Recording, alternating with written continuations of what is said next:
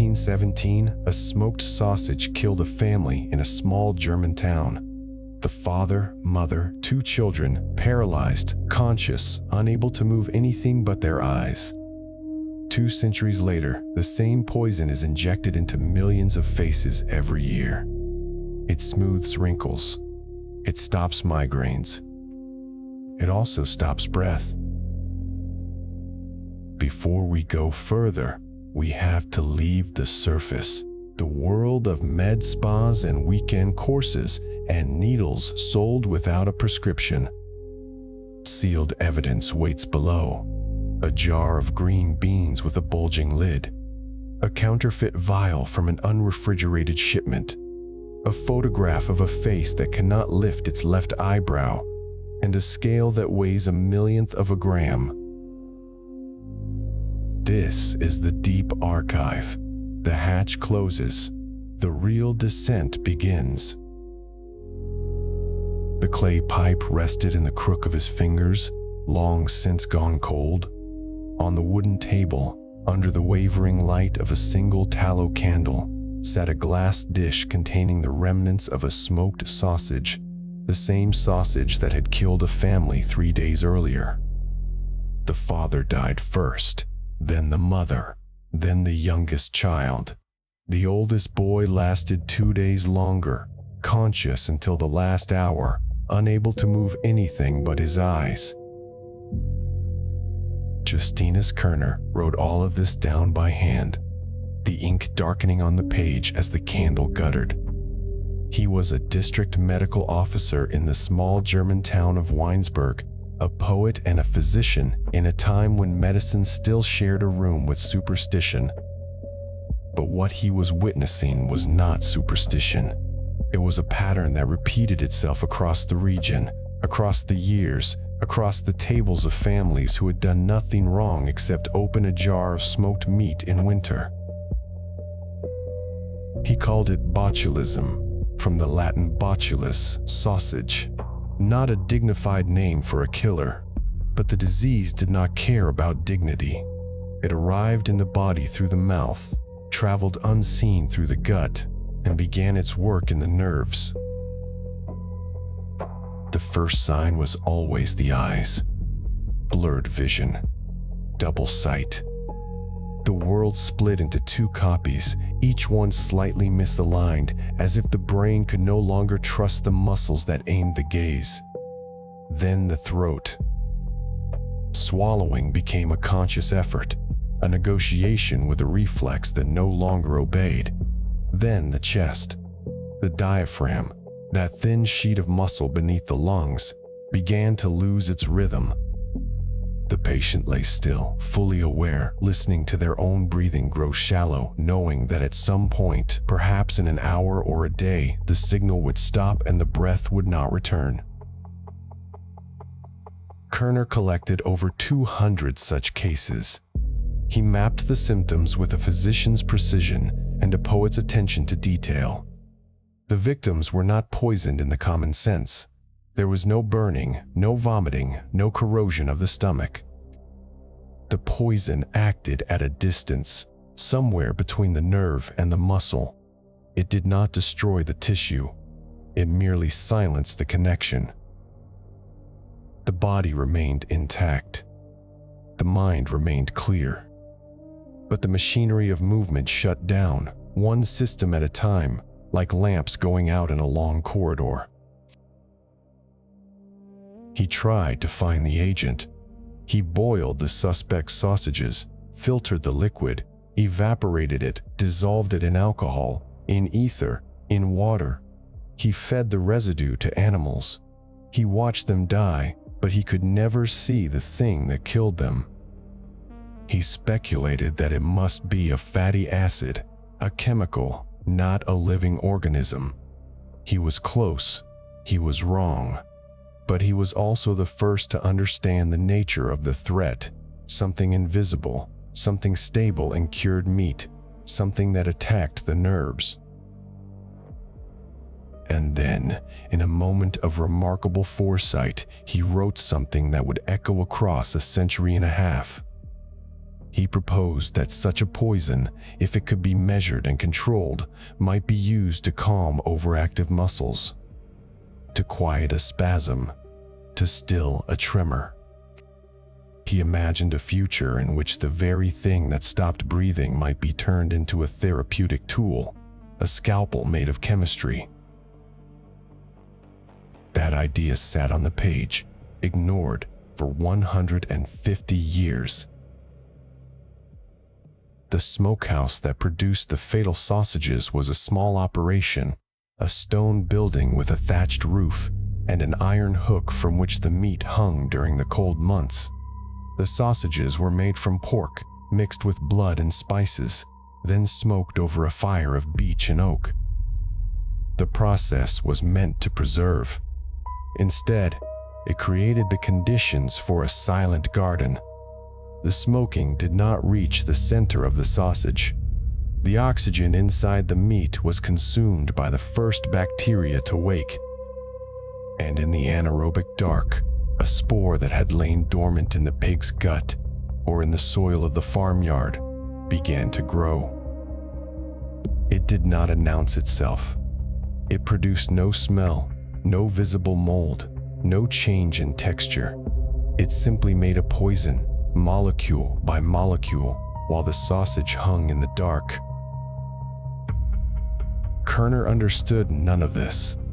The microscope of the 1820s could not see the organism. The chemistry of the time could not purify the toxin. He could only describe the pattern and watch the candles burn down over his notes. He wrote to colleagues, to government officials, to anyone who would listen. He recommended that no one eat smoked sausages during the summer. He recommended that the meat be boiled before consumption, a simple precaution that would have destroyed the toxin. But the warnings were not always heeded. People trusted their own smokehouses. They trusted the taste, and the poison waited for that trust. The dish on his table still held a scrap of the fatal sausage. He had not thrown it out. It was evidence, and he treated it with the respect due to evidence. But it was also a relic of a larger mystery. The poison had a body, and he had not found it. The disease had a source, and he could not name it. He died in 1862, long before the answer came. The file of his case reports was preserved, bound in leather, stored on a shelf in a provincial archive. For decades, the threat remained a dark household mystery tied to smoked meats, to summer kitchens, to the jars and casings of rural life. Families learned to avoid certain dishes. Outbreaks became rarer as canning methods improved. But the poison itself was not gone. It was only waiting for a different kind of eye, a different kind of light. The Belgian microbiologist Emile van Elmingem would open that file again in 1895 after a funeral dinner in the village of Elizelles. The ham on the table had been prepared the same way, cured and smoked, kept in a pantry. The outbreak killed 3 musicians and left several others paralyzed. Van Ermingem took samples of the ham, examined them under a microscope, and finally saw what Kerner could not: a rod-shaped bacterium growing in the absence of air, producing a toxin so potent that a single drop could stop a horse. The organism would be named Clostridium botulinum, the same root, the same sausage, the same poison. But that discovery is a story for the next chapter.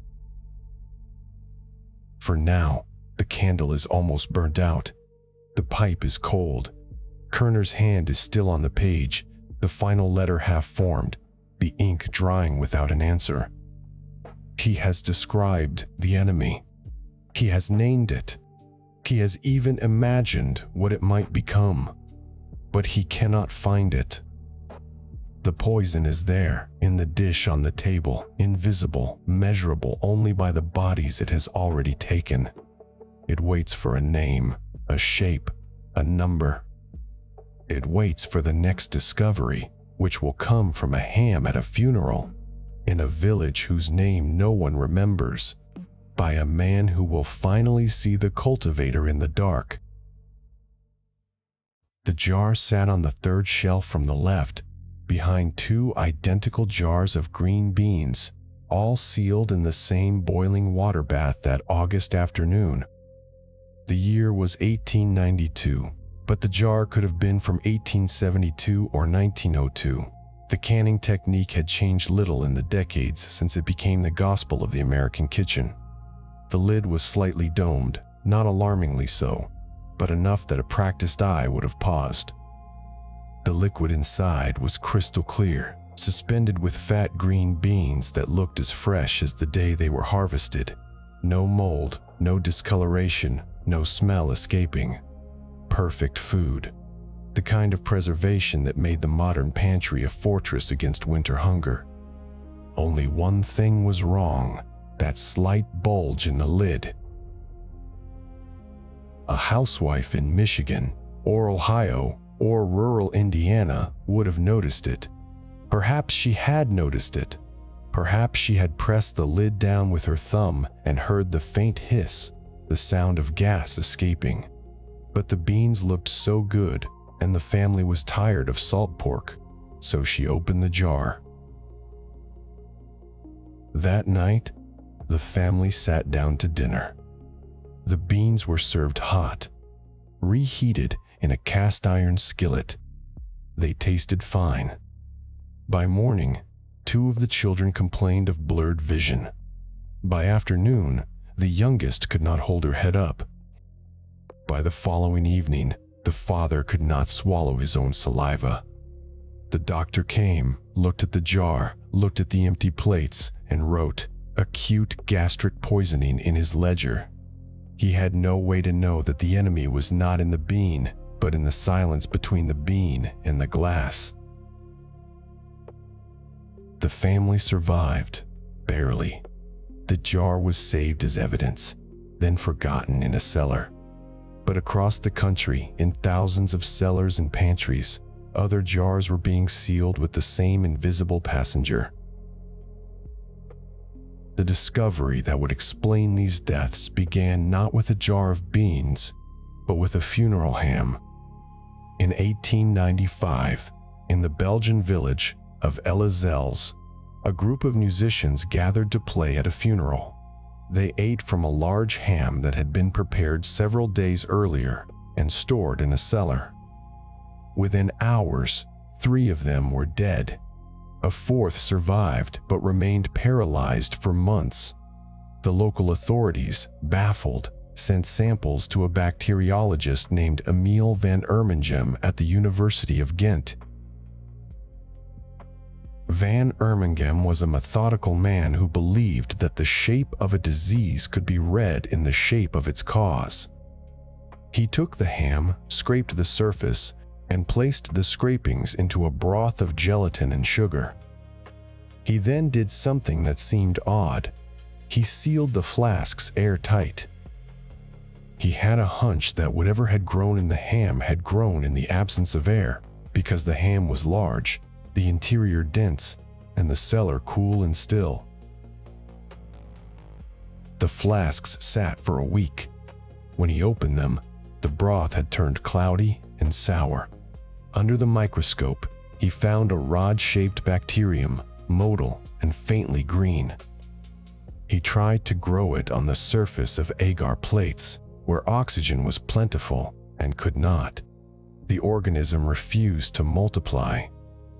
He tried again in sealed containers where the oxygen was consumed by other microbes first, and only then, after the lid was tight and the air was gone, did the bacillus begin to divide. Van Ermingem had discovered the fundamental rule of a new species. It could only thrive in the absence of air. He called it Bacillus botulinus, from the Latin botulus, sausage, by way of Justinus Kerner's old name for the disease. Later, when taxonomy shifted, it would become Clostridium botulinum. But the essential fact remained unchanged. The poison was produced only in the dark, in the still, in the sealed space where oxygen had been consumed or never entered. Van Ermingem was a botanist of the unseen. He traced the organism back to its natural home and found it not in sausages or hams, but in the soil. The spores of Clostridium botulinum are everywhere, in garden dirt, in river silt, in the dust that settles on a potato before it is pulled from the ground. They are among the most resilient structures in biology. A spore can survive boiling at 100 degrees Celsius for hours. It can lie dormant in dry earth for decades.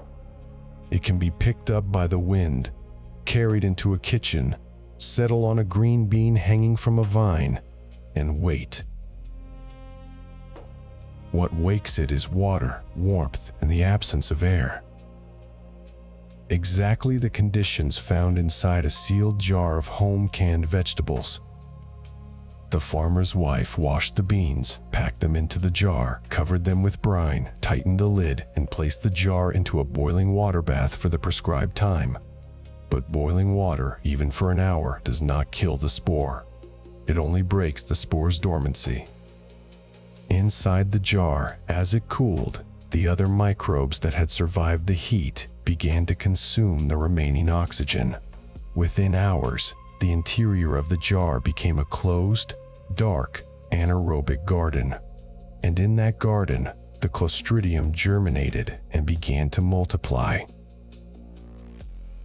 The bacterium does not attack the food. It does not produce gas that the human nose can detect, though sometimes enough gas builds to bulge the lid, a subtle signal that most people, even experienced canners, learn to ignore or misinterpret. The bean itself remains crisp, the liquid clear, the color unchanged. The poison is invisible, tasteless, odorless. It is the perfect contaminant. The home canning movement in America had grown explosively after the Civil War, when farmers' wives learned that they could preserve summer's bounty for winter tables. By the 1880s, nearly every rural household had a canning kettle and a shelf of glass jars. The USDA produced pamphlets on safe methods, but the advice was written before anyone understood the organism they were trying to avoid. The recommended boiling time, 1 to 3 hours, was based on anecdotal experience, not bacteriology. And even the most diligent housewife could not boil a jar long enough to kill the spore without turning the contents to mush. The outbreaks followed a pattern. A jar of green beans from the previous year's harvest was opened on a Sunday. The family ate. Symptoms appeared within 12 to 36 hours. Double vision, drooping eyelids, difficulty speaking, then a descending paralysis that reached the chest. The strongest member of the family might survive, but the youngest or the oldest often did not. The death rate in a typical botulism outbreak from home canned food was 60%. Entire families were erased. The local doctor, arriving too late, would write unknown cause or ptomaine poisoning on the death certificate. The jars were thrown out, the kitchen scrubbed, and the cycle repeated the following summer. In 1897, Van Ermingem published his full findings. He had isolated the bacterium, demonstrated its anaerobic growth, and shown that the toxin was a byproduct of its metabolism. He also noted, with the detachment of a scientist, that the poison was extraordinarily potent. A filtrate of the culture, injected into a rabbit, produced the same descending paralysis within hours. Van Ermingem had no way to measure the dose in absolute terms, but he knew that a few drops were enough to kill. The strange part was not that the poison existed. The strange part was that the soil, the same soil that grew the wheat and the corn and the beans, contained the seed of a substance that could stop a human being's breath in less than a day. The land that fed the family could also kill it, if the sequence of sealing and cooling and waiting was just right. The jar was a perfect little greenhouse for death, and nobody knew it until after the funeral. The problem was not confined to rural kitchens. As commercial canning grew in the late 19th century, the same anaerobic conditions appeared in large-scale processing plants. In 1919, a single batch of canned olives distributed in several states caused a botulism outbreak that left 19 dead. The manufacturer had processed the olives in a steam retort at a temperature that killed most spores, but not all. The surviving spores, sealed in the anaerobic brine, germinated and turned the olives into a vector of paralysis. The FDA, then only a few years old, began to study the problem seriously. They discovered that the only reliable way to destroy the spores was to heat the contents to 121 degrees Celsius under pressure, a temperature that required specialized equipment, not a boiling water bath on a wood stove. For the home canner, the risk remained, and it remains still. The CDC still records dozens of cases of foodborne botulism each year from home, canned products, especially low-acid vegetables like green beans, corn, and beets. The same organism, the same spore, the same sealed jar. Van Ermingem had identified the enemy. He had cultivated it, described it, and named it. But he had not purified the toxin itself. The chemical identity of the poison remained a ghost, a shadow that passed through filters and precipitated out of solution but refused to crystallize.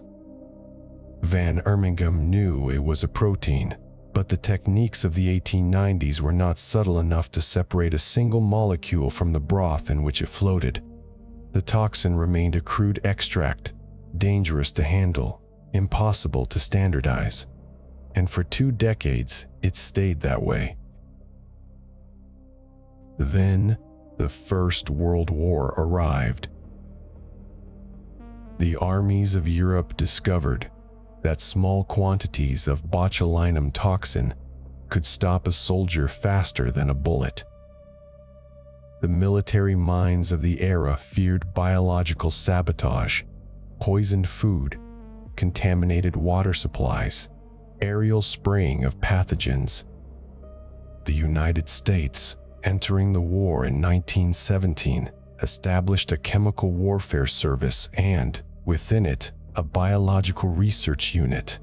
They wanted to know how to produce the toxin, how to weaponize it, and, crucially, how to protect against it. They needed a pure sample. The job fell to a biochemist named Edward Shantz, working at the Army's Biological Warfare Laboratories at Fort Detrick, Maryland. Shantz took the crude extracts that Van Ermingem had pioneered and applied the methods of industrial chemistry. He grew the bacterium in large tanks, harvested the supernatant, and then, through a series of cold ethanol precipitations and chromatographic separations, coaxed the toxin into a crystalline form. The first crystals were so small they could barely be seen under a microscope, but their activity was staggering. Shantz calculated that a single gram of the crystalline material, if evenly distributed, could kill more than 1 million people. The military took note. They put the toxin in the same category as the nerve agents being synthesized in German laboratories. They stockpiled it, tested it on animals, and developed protocols for decontamination. But the war ended before any battlefield use. The toxin, refined to its purest form, sat in sealed vials in a refrigerated vault, waiting for a purpose that never came. It was Shantz's toxin that would eventually become the medicine, but that was decades away. For now, the molecular ghost had been given a body, a white, crystalline powder that looked almost innocent in its glass vial. The same substance that had killed families from a jar of beans was now locked in a military freezer, ready for a war that never arrived.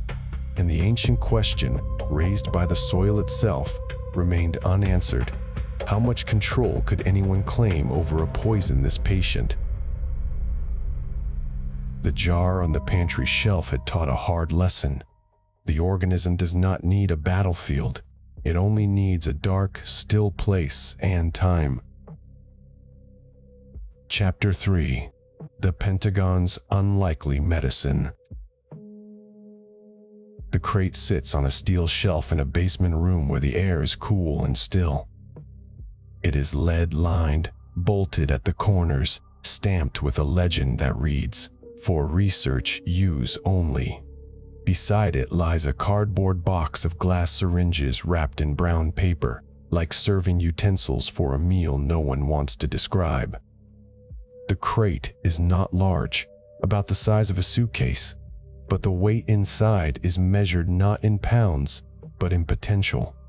1 gram of what it contains, evenly distributed, could stop 1,000,000 breaths. This is the archive's first encounter with the pure crystalline form of botulinum toxin type A, and the room holds its own kind of silence. The year is 1946. The place is a laboratory at Fort Detrick, Maryland, the United States Biological Weapons Program. The chemist is Edward Shantz, a man who did not set out to become the gatekeeper of the deadliest poison ever purified. He was a biochemist trained in food science, hired to solve a military problem, how to stabilize and concentrate botulinum toxin so that a small amount could be delivered with reliable potency. The war in Europe had ended, but the Cold War was beginning, and the Pentagon did not trust the Soviet Union to leave the deadliest substances in the ground where Clostridium botulinum slept. The toxin had been discovered decades earlier, but it remained a fluid ghost, unstable, unpredictable, impossible to store. Shantz's contribution was to grow the bacterium in large fermentation tanks, harvest the protein, and refine it through a series of acid precipitations and crystallizations until the toxin became a white powder, inert-looking, capable of surviving years in a refrigerated vial. He called it crystalline botulinum toxin type A. It was the first time anyone had seen the molecule in its pure form, and what they saw was a protein with no color, no smell, no taste, just a code that, once injected into the bloodstream, found its way to the place where nerves meet muscles and cut the connection. The mechanism is clean, almost surgical. The toxin does not destroy tissue. It does not burn or bleed or cause inflammation. It simply blocks the release of acetylcholine, the neurotransmitter that tells a muscle fiber to contract. The signal arrives at the neuromuscular junction, but the message is never delivered. The muscle waits. Then it forgets. Paralysis begins, not with pain, but with quiet. The first symptom is often blurred vision, because the muscles that focus the eye are among the smallest and most sensitive in the body. Then the droop of the eyelid, then the throat, then the diaphragm. The victim remains conscious, aware of each fading function, until the last command that cannot be sent. A single gram of Shantz's crystalline toxin, about the weight of a paperclip, contained enough lethal units to kill not just one person but a city. The military tested it on animals, on biochemical pathways, on the edges of permissible science. They stored it in locked freezers, monitored by guards who did not know what they were guarding. The records from those years are sealed, destroyed, or written in the passive voice of institutional erasure. What is known is that the toxin was never deployed as a weapon on a battlefield. It remained a contingency, a vial in a dark box, waiting for an order that never came. By the late 1950s, the biological weapons program had shifted priorities. The toxin was no longer a priority target. Shantz continued his work in relative obscurity at the University of Wisconsin and later at the State Serum Institute in California. He held the largest known supply of pure botulinum toxin in the world, and he had no idea who might ask for it next. The call came from a man named Alan Scott. Scott was an ophthalmologist in San Francisco, trained in the old craft of cutting muscles to realign crossed eyes. Strabismus, the medical name for the condition, had been treated for generations with surgery. The surgeon would open the orbit, detach the muscle, shorten it, or reattach it at a different angle, then close the wound. The operation worked, but it was invasive, painful, and sometimes required multiple procedures. Scott wondered if there was a way to weaken a muscle without cutting it. He thought of poison. He had read the literature on botulinum toxin. He knew that even tiny amounts could cause localized paralysis, and that the effect was temporary. The nerve endings regenerate over weeks. If you could inject a precise dose into an overactive eye muscle, you could loosen it, allow the opposing muscle to pull the eye straighter, and let the two eyes learn to work together again. There was no precedent for injecting a biological warfare agent into a human being for therapeutic reasons. There were no safety trials, no ethics committees, no institutional review boards. There was only a surgeon with a hypothesis and a chemist with a freezer. Scott contacted Shantz in the early 1960s. He explained what he wanted to do. Shantz listened. The military had not cleared the toxin for medical use. There were no protocols for pharmaceutical manufacturing, no quality controls for human injection. But Shantz understood the science well enough to know that the risk was not in the molecule itself, but in the dose. He agreed to supply Scott with a pharmaceutical-grade version of the crystalline toxin, prepared under clean conditions and diluted to a concentration that could be measured in mouse units. 1 mouse unit was the amount needed to kill half a population of laboratory mice, a morbid unit of measure, but a consistent one. Scott began injecting the toxin into the eye muscles of monkeys. The results were promising. The muscles relaxed, the eyes aligned, and the animals recovered without infection or apparent systemic harm. In 1968, he published his first paper describing the use of botulinum toxin for strabismus in primates. The medical establishment was skeptical. A poison is a poison, they argued. You cannot inject the world's most potent neurotoxin into a child's eye. But Scott had the data, and he had the toxin, and he had a basement full of patients whose eyes could not be straightened by other means. The first human patient received the injection in 1973, a child with severe strabismus, whose eyes had never learned to work together. Scott injected the muscle under local anesthesia, using a tiny needle and a hand-drawn dose based on animal studies. The child's eye drifted back towards center within days. The paralysis held for 3 months. Then the muscle began to recover, and the eye slowly returned to its original position. The effect was not permanent, but it was repeatable. Scott gave another injection, then another. The parents saw their child's face change, not from the toxin, but from the relief of being able to look directly at someone without the world splitting in two. This is the first time the archive records a human being receiving the poison as medicine. The room is small, the light is surgical, the needle is fine. The child lies still. The doctor's hand does not tremble. The toxin enters the muscle and begins its work of silence. But what Alan Scott noticed next was not in his protocol. During the injections, he had to immobilize the eye by pulling the surrounding muscles taut. This sometimes caused the toxin to diffuse slightly beyond the target muscle, seeping into the tissues around the orbit. The patients did not complain, but after a few weeks, Scott saw that some of them had lost the deep furrows between their brows. The vertical lines, the ones that form when you frown or concentrate, had softened, then disappeared. The skin around the eyes was smoother. The face looked younger. Scott did not chase this observation at first. He was a medical doctor, not a cosmetic entrepreneur.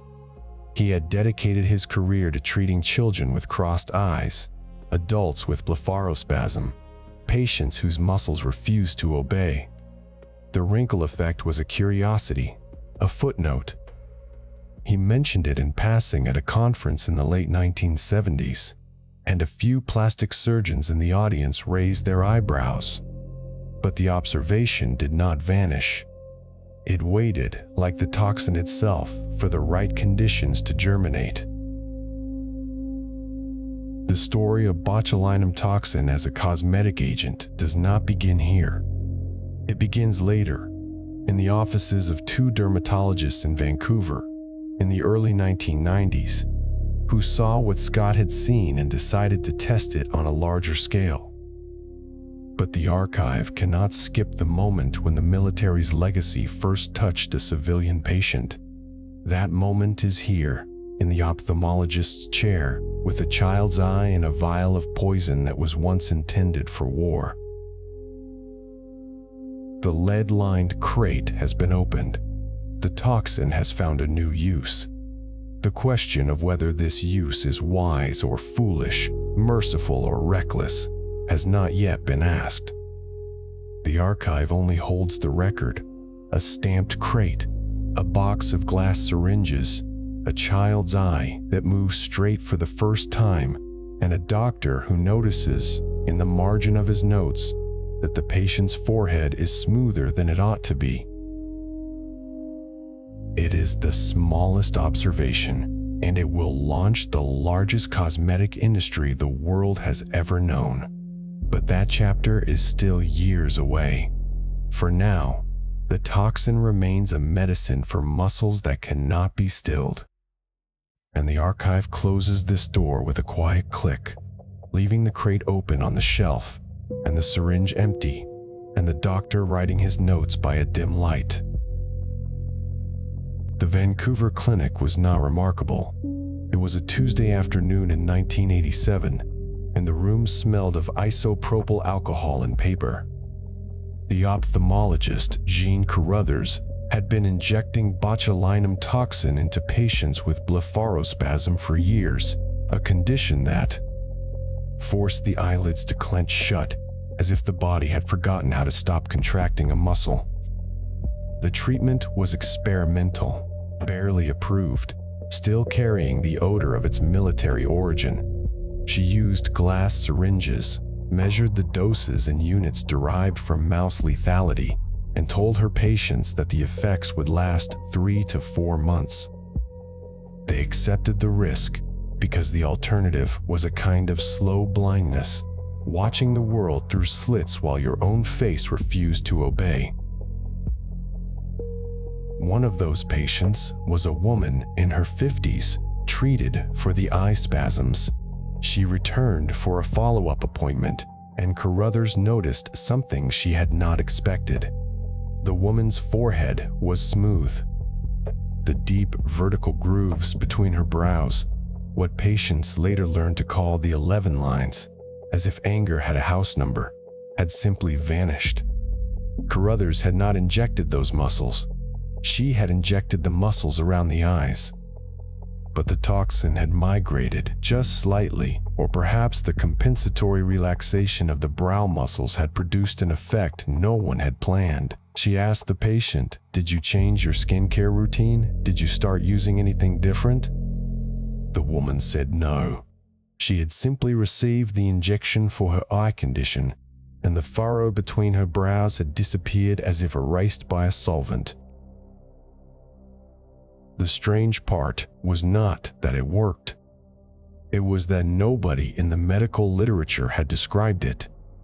Surgeons had been cutting muscles for decades to smooth wrinkles. Dermatologists had been injecting collagen and silicone. But here was a molecule that could paralyze a wrinkle without cutting skin, without a scar, without a recovery period. The wrinkle would return when the toxin wore off, but for 3 or 4 months, the face would hold a position it had not held since youth. Carruthers went home that evening and told her husband, Alistair, a dermatologist. She said, "You won't believe what I saw today."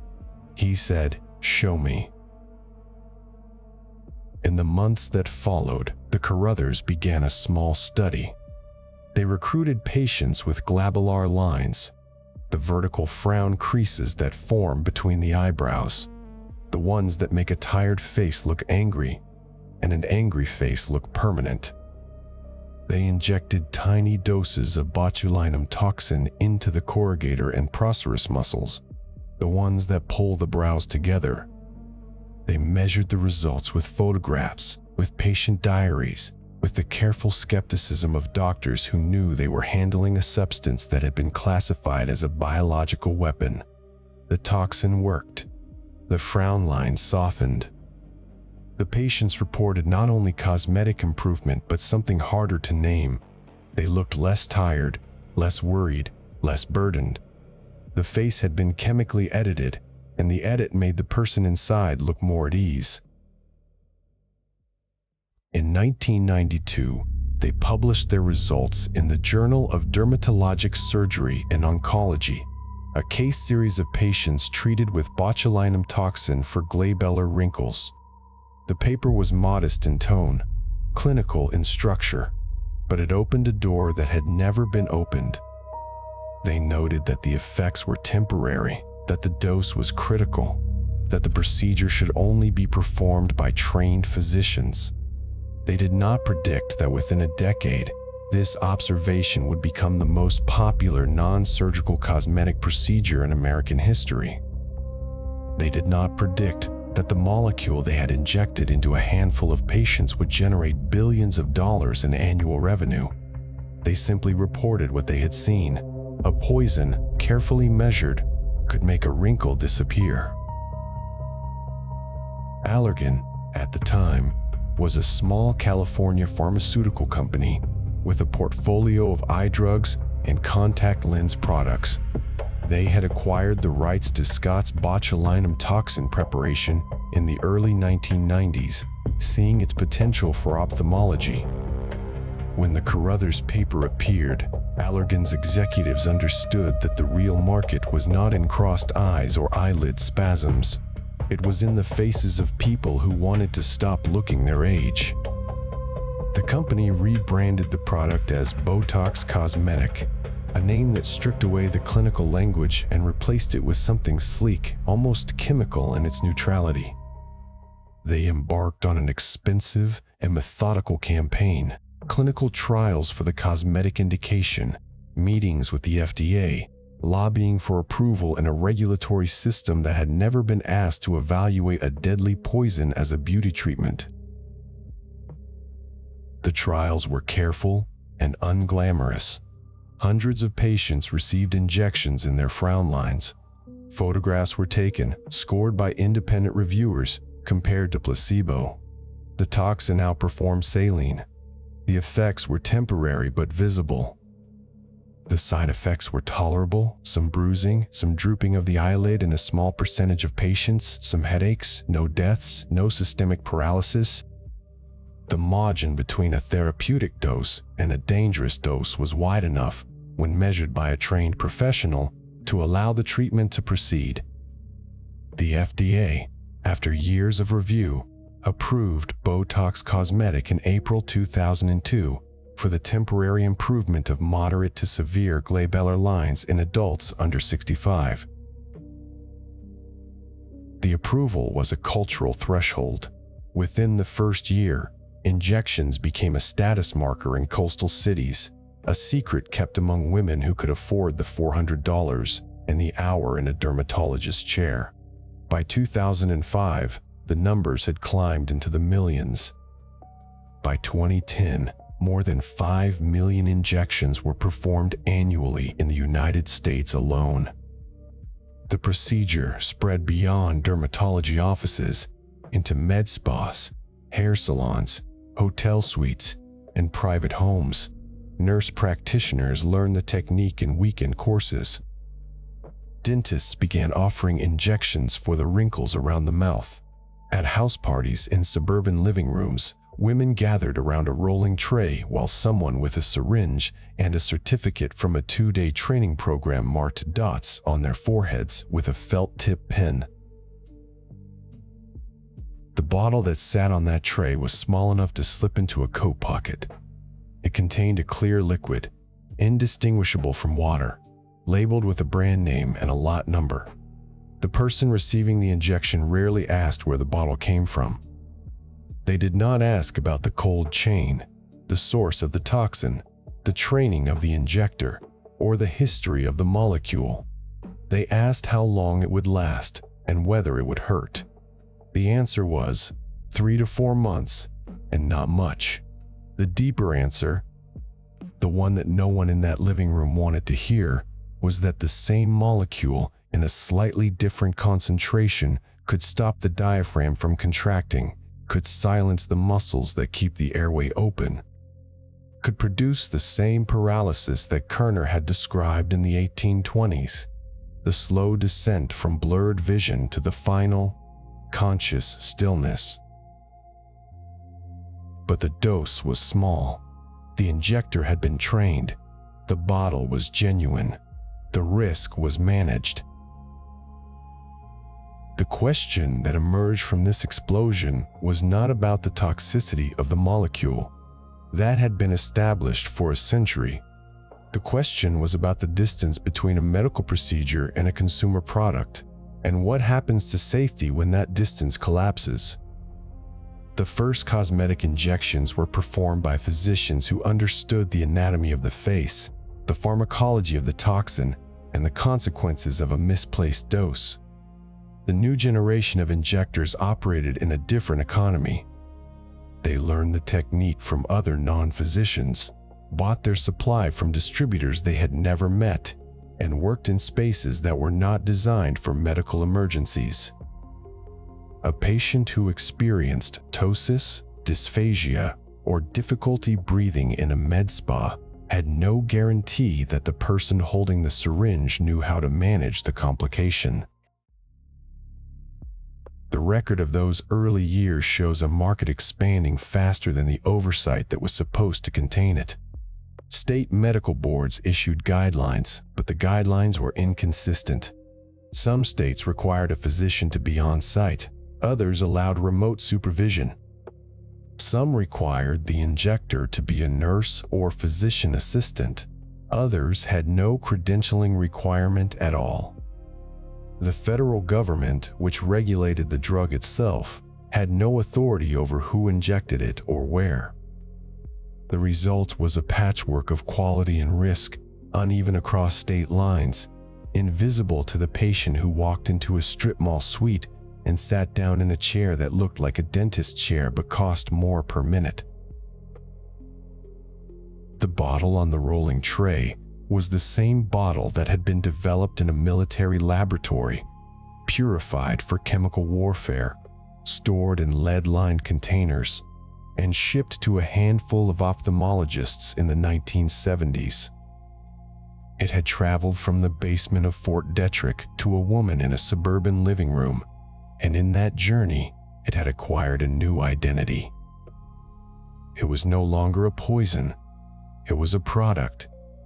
It was no longer a weapon. It was a luxury. The transformation had required decades of research, billions of dollars in investment, and a cultural shift that redefined the relationship between risk and appearance. But the transformation was not complete. The same supply chain that delivered genuine vials to dermatology offices also delivered counterfeit vials to med spas. The same demand that drove the market for safe injections also drove the market for cheap ones. The same desire that made patients willing to pay for paralysis of the frown muscles also made them willing to accept injections from unlicensed providers, from friends who had bought vials online, from practitioners who could not read the label on the bottle. The wrinkle that opened the market also opened a door that could not be closed. The Carruthers had reported a medical observation. Allergan had built a commercial empire. The FDA had approved a product. But the patients, millions of them, had entered a transaction that required trust in a system they could not see. They trusted the dose, the injector, the supply chain, the regulatory framework. They trusted that the clear liquid in the small vial was exactly what it claimed to be, no more and no less. They trusted that the margin between a cosmetic improvement and a medical disaster was wide enough to accommodate their appointment. The record shows that for most of them, the trust was justified. The record also shows that for some of them, it was not. The bottle on the rolling tray was not the end of the story. It was the beginning of a new phase, one in which the poison had become so ordinary that no one thought to ask where it came from, what it had been, or how close they were to the edge. The wrinkle was gone. The patient smiled. The injector disposed of the syringe. The bottle, empty now, went into the sharps container. And in a warehouse in another state, a box of vials arrived from a country whose regulatory system had never been asked to match the rigor of the one that produced the original. The labels looked almost right. The language was slightly off. The lot number was missing, and the liquid inside, clear and innocent, contained a different concentration than the one written on the box. The patient who received those vials would not know the difference until the paralysis spread beyond the forehead, into the throat, into the chest, into the place where the breath begins. But that is a different chapter. For now, the bottle sits on the tray, the needle is new, the patient is waiting, and the market is open. The wine glass was still half full. On the coffee table beside it sat a cardboard box, the flaps open, revealing rows of small glass vials packed in foam. The label on each vial was printed in a language the woman who bought them could not read. She had purchased them through a private message on a social media app from a woman she had never met in person at a price that seemed too good to be true. It was. The party was supposed to be a celebration. A group of friends, a rented house in the suburbs, a dental hygienist with a sideline in cosmetic injections. The hygienist had learned the technique in a weekend course, a certification that was not recognized by any medical board, but was printed on a certificate she kept in her purse. She had purchased the vials from an online classified ad, no prescription required, no cold chain tracking, no questions asked. The vials had been in her refrigerator for a week, but for the last 3 hours they sat on the coffee table, unrefrigerated, next to the wine. By 2018, the American Society of Plastic Surgeons had estimated that nearly half of all cosmetic neurotoxin injections in the United States were performed by non-physicians, not by doctors, but by nurse practitioners, physician assistants, dental hygienists, and estheticians. The setting had shifted from the sterile examination room to the med spa in the strip mall, the hotel conference room for a Botox party, the living room after the children were asleep. The procedure had become as casual as a haircut, as normalized as a manicure.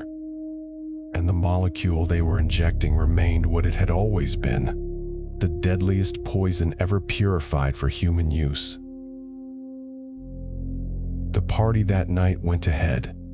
The hygienist injected 8 women in the living room, using vials she had reconstituted with saline from a bottle she bought at a pharmacy. She used the same syringe for multiple patients, changing only the needle. No one asked to see the batch number. No one checked the label against a registry. The vials were small, the liquid clear, the results invisible at first.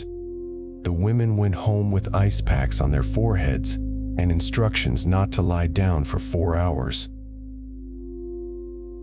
What they did not know was that the vials contained 5 times the labeled concentration of botulinum toxin. The counterfeit manufacturer, somewhere in an unlicensed facility, had either made an error in measurement or deliberately spiked the product to guarantee visible results. The dose that should have frozen only the muscles of the frown line was instead enough to freeze the muscles of the throat.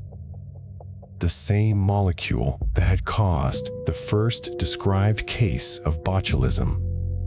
Blurred vision, then double vision, then difficulty swallowing, then paralysis of the diaphragm, was now being delivered in therapeutic volume, but at toxic concentration.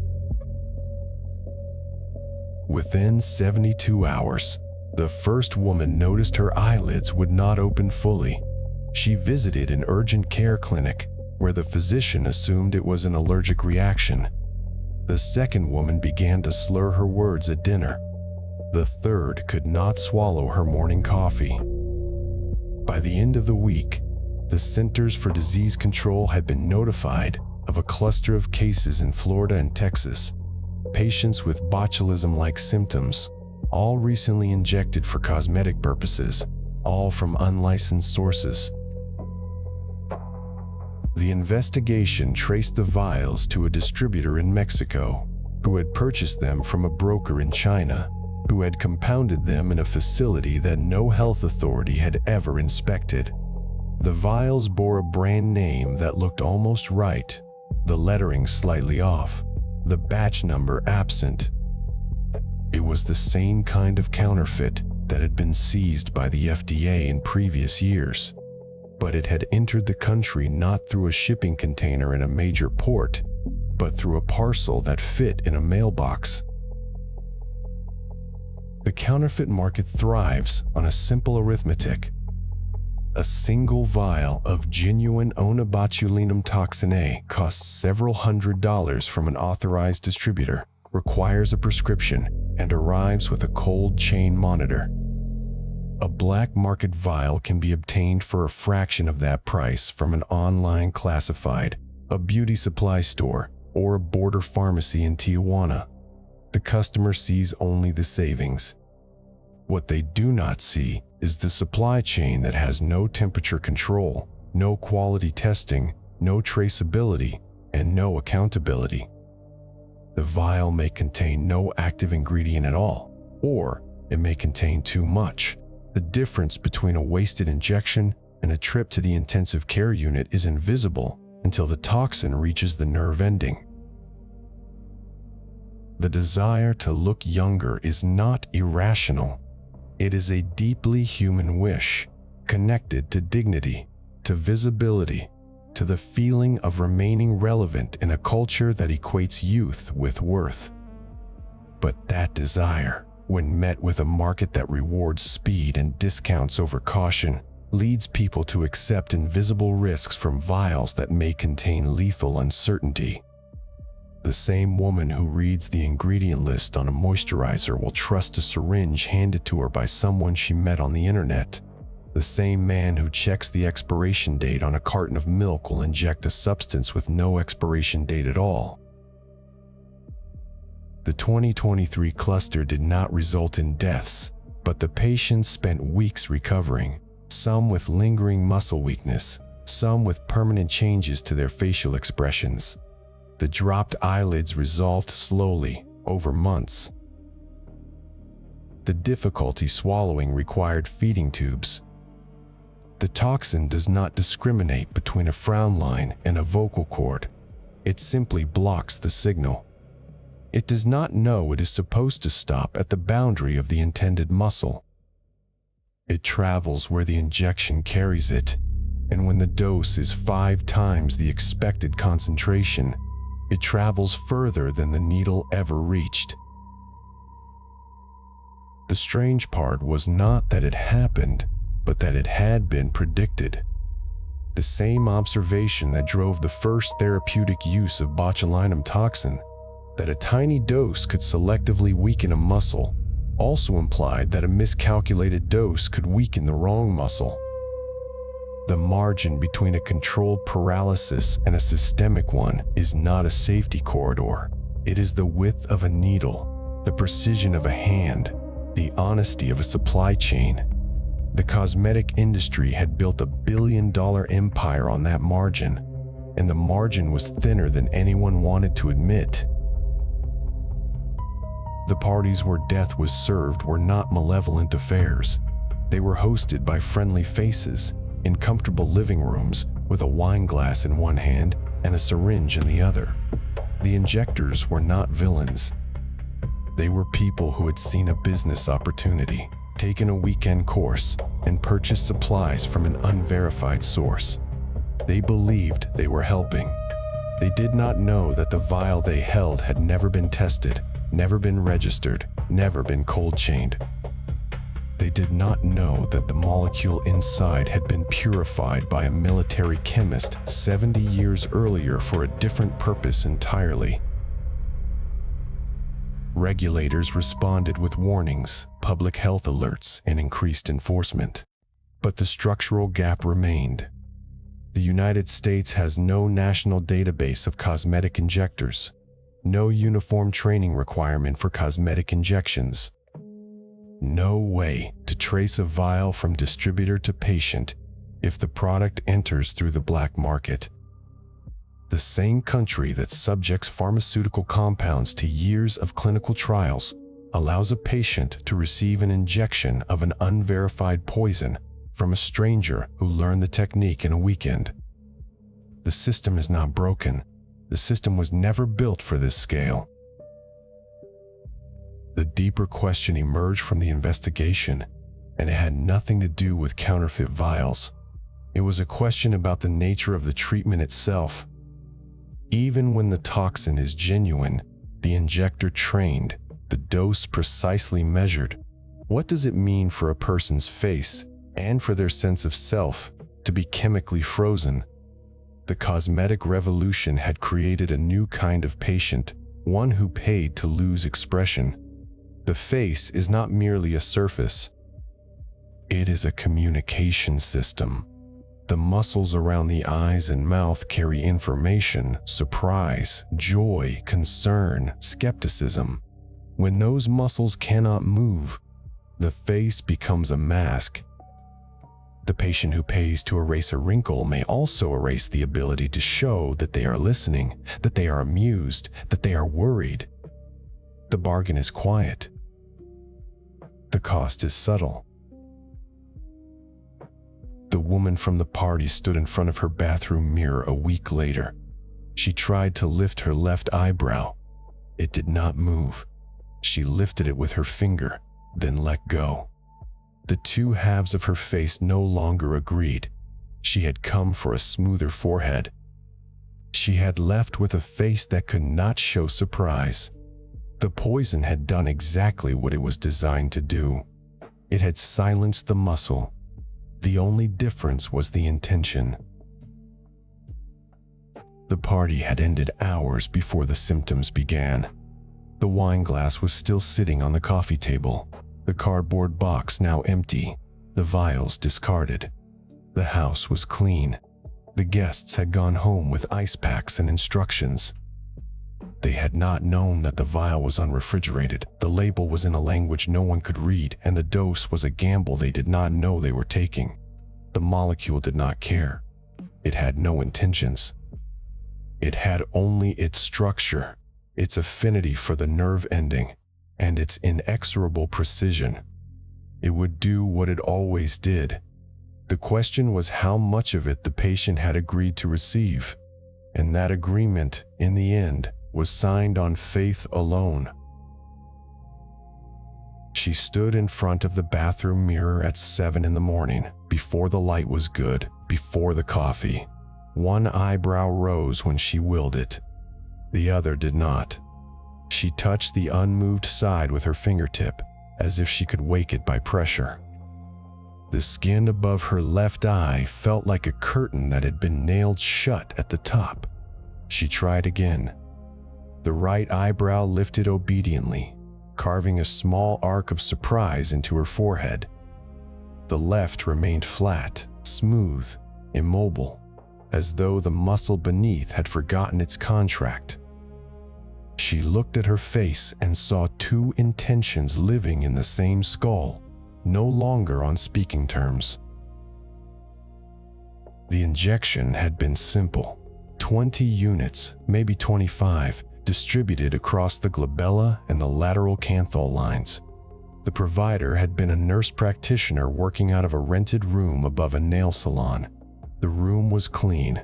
The vial looked legitimate. The needle was small. The whole thing took 12 minutes. The nurse said to expect results in 3 to 5 days, and that was true. The wrinkles did soften. But on day 6, when she looked into the mirror to admire the stillness between her brows, she noticed that her left eyelid had begun to sink. By day 8, the brow itself would not lift. This is the most common adverse effect of cosmetic botulinum toxin, and it is called ptosis. The word comes from the Greek ptosis, meaning falling. It describes a drooping of the eyelid, the brow, the corner of the mouth, caused when a small fraction of the injected toxin travels beyond its intended target. The migration does not require a mistake. It can happen through the fascial planes of the forehead, through the thin tissue that separates one muscle from another, carried by gravity, or by the simple diffusion of fluid through a space designed to hold nothing still. The toxin does not discriminate between the muscle you want to paralyze and the muscle you need to open your eye. It only looks for nerve endings that release acetylcholine, and once it binds, the muscle becomes a passenger. The patient did not panic at first. She read online that ptosis resolves on its own, usually within 2 to 3 months. That is true. The body eventually sprouts new nerve terminals, and the muscle reawakens. But 3 months is a long time to live with half a face that does not answer the command of the mirror. She could not wear her usual eye makeup because the drooping lid created an asymmetry that the liner made worse. She stopped making eye contact in conversation because people looked at her left eye and then looked away. She learned to tilt her head slightly to the right so that the droop was less visible, a posture she had never practiced before.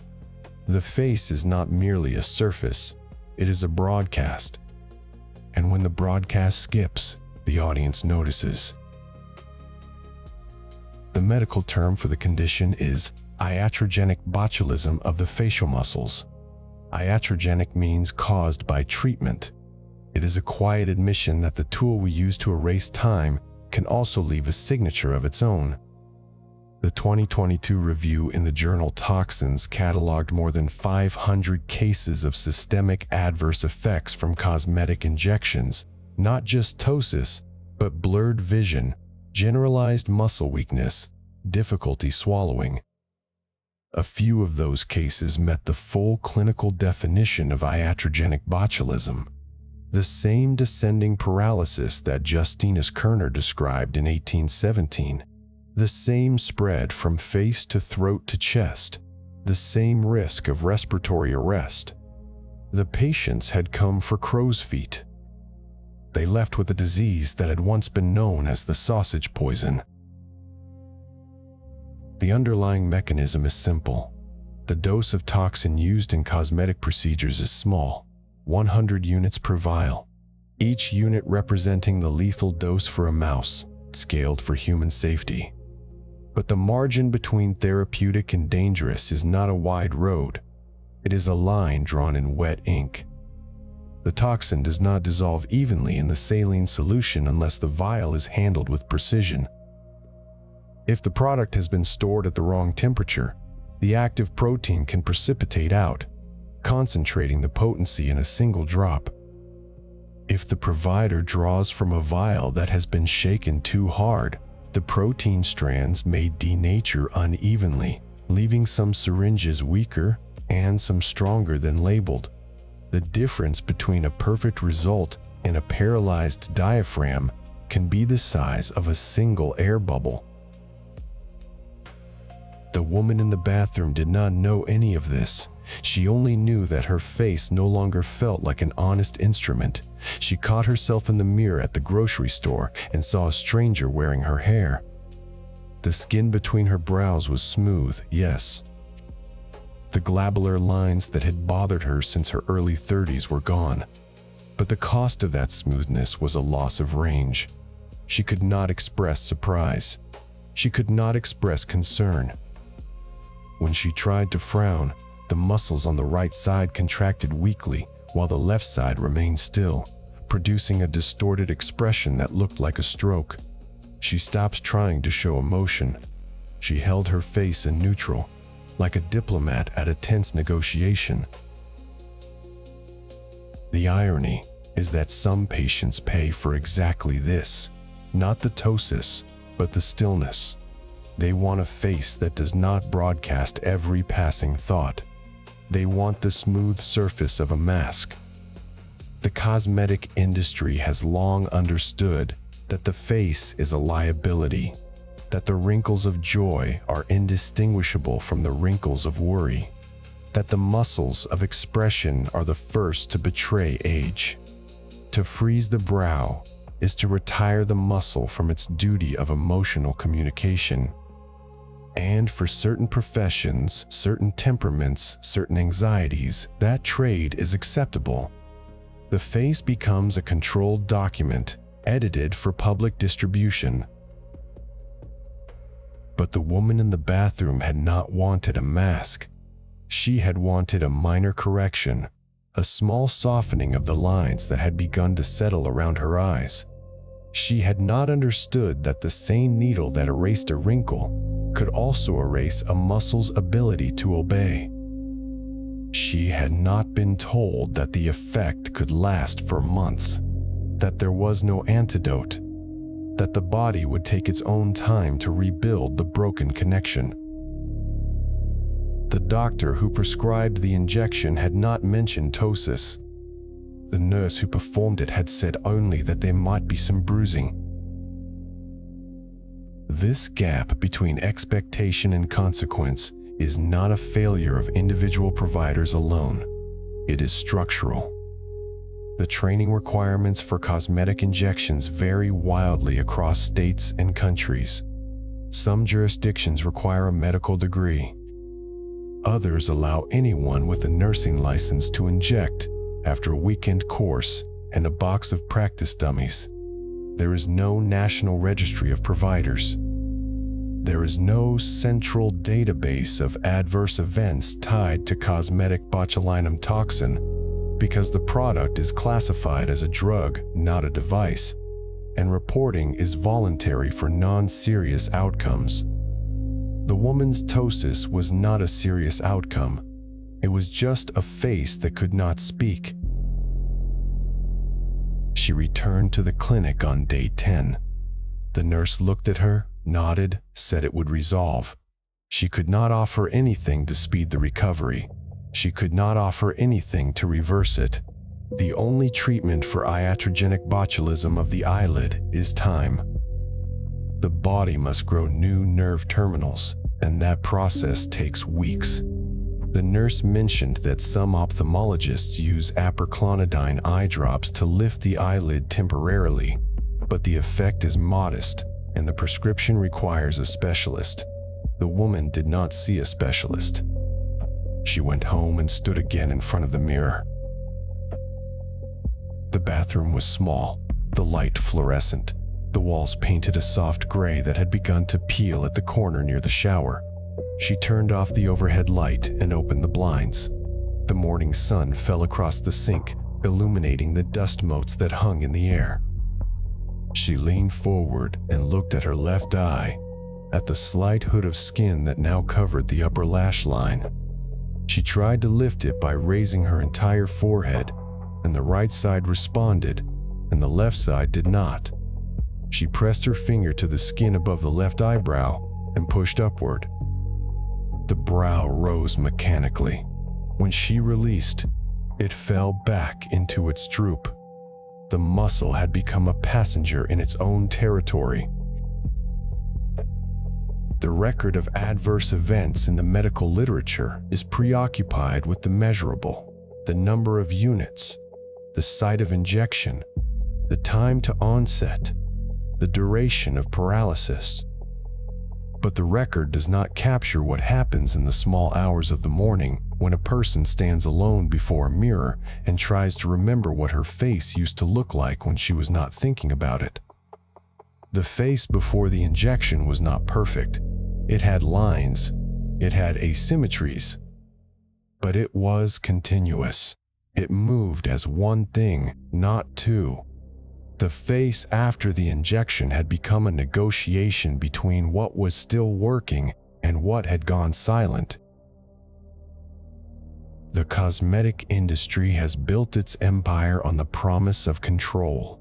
You can control the depth of a crease. You can control the angle of a brow. You can control the appearance of fatigue. But control requires a hand that does not tremble and a molecule that stays where it is placed. The toxin does not care about the border you drew in marker on the forehead. It diffuses along planes of least resistance, following the fascia, following the lymph, following the subtle currents of tissue that shift with every blink. The practitioner's intention is not a barrier. The toxin answers only to the chemistry of the synapse. There is a photograph in the medical archives, a series of portraits taken during the early cosmetic trials in the 1990s. The subjects were women and men who had received injections for glabellar lines, and they were photographed at intervals: before, 1 week after, 1 month after. The images show the smoothing of wrinkles, but they also show something else.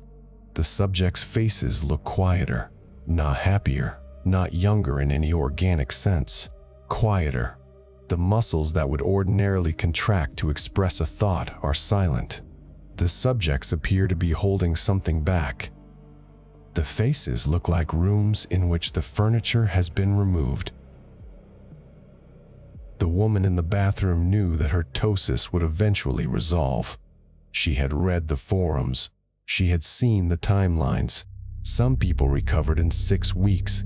Some took 12. A few reported that the asymmetry never fully disappeared, that the muscle had been weakened permanently, that the face after was not the face before. She did not know which category she would fall into. She only knew that every morning when she opened her eyes, she would check the left eye first, lifting it manually with her finger to see if the nerve had begun to regrow. And every morning, the muscle remained silent. She started to wear sunglasses indoors. She stopped attending meetings where she would have to speak for extended periods. She canceled a dinner with friends because she did not want to explain why one side of her face looked unfamiliar. The loss of expression was not merely cosmetic. It was relational. The face is the instrument through which we signal that we are listening, that we understand, that we are affected by what we hear. To lose that instrument is to lose a channel of trust. People who did not know her history assumed she was tired or disinterested or depressed.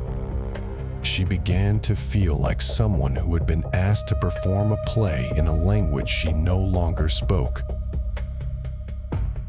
The 2022 review in Toxins included a sub-analysis of psychological outcomes. The authors found that patients who experienced visible adverse effects, ptosis, asymmetry, brow distortion, reported significantly higher rates of social withdrawal and anxiety than those whose results were uncomplicated. The face is not a neutral surface. It is the site of first impression, of recognition, of the small and continuous negotiation between how we feel and how we are perceived. When that negotiation breaks down, the person in the mirror becomes a stranger, and the stranger is wearing your clothes. The woman stopped looking in the mirror. She began to wash her face by touch. She avoided reflective surfaces in public. She wore her hair forward, combed across the left side of her forehead, a curtain she had never needed before. She told herself that the effect was temporary, that her body would repair itself, that the nerve endings would return. But she could not stop the thought that had begun to form in the back of her mind, a question that would not resolve. If a substance so small could take away the ability to lift an eyebrow, what else could it take away? The answer was not in the mirror. The answer was in the dose, and the dose had already been delivered. Outside, the morning had become ordinary. Cars moved down the street. A neighbor walked a dog. The light changed from gray to yellow as the sun climbed above the roofline. She stood at the sink and looked at her reflection one last time. She lifted her hand to her left brow and pressed. Nothing moved. She dropped her hand. She turned away from the mirror and walked into the kitchen, where the coffee had gone cold and the day was waiting. The strange part is not that the toxin sometimes strays from its target. The strange part is that we have learned to live with this margin of error, to accept that a certain percentage of patients will experience a temporary loss of control over their own faces. The industry calls it a side effect. The medical literature calls it an adverse event. The woman in the bathroom called it a silence that had taken up residence in her skin. None of these terms capture the experience of standing alone in a room, trying to lift an eyebrow and feeling nothing where there used to be a command. The toxin does not care about names. It cares about the synapse, the vesicle, the release of acetylcholine. It is indifferent to the human architecture of expression. It does not know that the muscle it paralyzed was the one that allowed a mother to raise her brow in mock surprise when her child told a joke.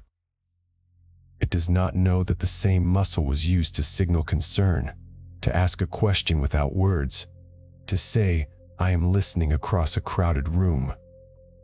The toxin has no memory. It has only a mechanism. But the body remembers. The body keeps its own books, and the books record every dose, every diffusion, every silent morning in front of a mirror. The body does not forget the muscle that was asked to wait. And when the nerve terminals finally return, if they return, the face will not be the same face that entered the clinic. It will be a face that has learned the cost of stillness. She will eventually recover. The literature says the median duration of ptosis after cosmetic botulinum toxin is 8 weeks. She is currently at week 3. She has learned to tilt her head, to avoid direct light, to keep her expression small. She has learned that the face is not a decoration but a language, and that to freeze one part of the language is to lose fluency in the whole. The drug will remain in her skin for a few more weeks. The muscle will wait, and when the paralysis lifts, she will have to decide whether to go back, whether the trade was worth it, whether the smoothness between her brows was worth the silence that lived there in its place. She will stand in front of that mirror again, and she will lift her left eyebrow one day, and it will obey. But she will remember the weeks when it did not, and that memory will sit in the archive of her body, a small piece of poison that did not stay where it was put. The vial that did this to her is gone. It was disposed of in a Sharps container, incinerated, reduced to ash. But the molecule it contained is still active in her face, still bound to the nerve endings of the frontalis muscle, still doing what it was designed to do. It does not know that the muscle it silenced was not the target. It does not know that the woman who received it did not consent to this particular silence. The molecule has no ethics. It has only chemistry. And chemistry, left to its own devices, does not negotiate. She will heal. But the industry that depends on her trust will not. The same forces that sold her the vial, the promise of control, the erasure of time, the dream of a face that does not betray, will sell it to the next patient, and the next, and the next. And some of those patients will also stand in front of mirrors, trying to lift an eyebrow that will not rise. The archive of adverse events will grow. The review in Toxins will publish its update. The regulators will issue warnings. The providers will adjust their techniques. And the toxin will continue to diffuse, indifferent, along the fascial planes, following the path of least resistance, into the muscle that was never meant to be frozen. The face that could not speak will eventually speak again. But the words it says will be different. They will carry the weight of having been silent for 8 weeks. They will remember the pause. And the pause will be long enough to ask the question that no clinical trial has answered. How much of ourselves are we willing to freeze in exchange for the feeling of being in command? The bathroom light clicks off. The door closes. The morning moves on. And somewhere in another city, the woman is about to arrive at a rented room above a nail salon where a nurse practitioner is preparing a small glass vial of clear liquid, the label printed in a language she cannot read. She will sit down in the chair. The needle will break the skin, and the negotiation will begin again. The neurologist's exam room is the kind of space where light falls in measured doses.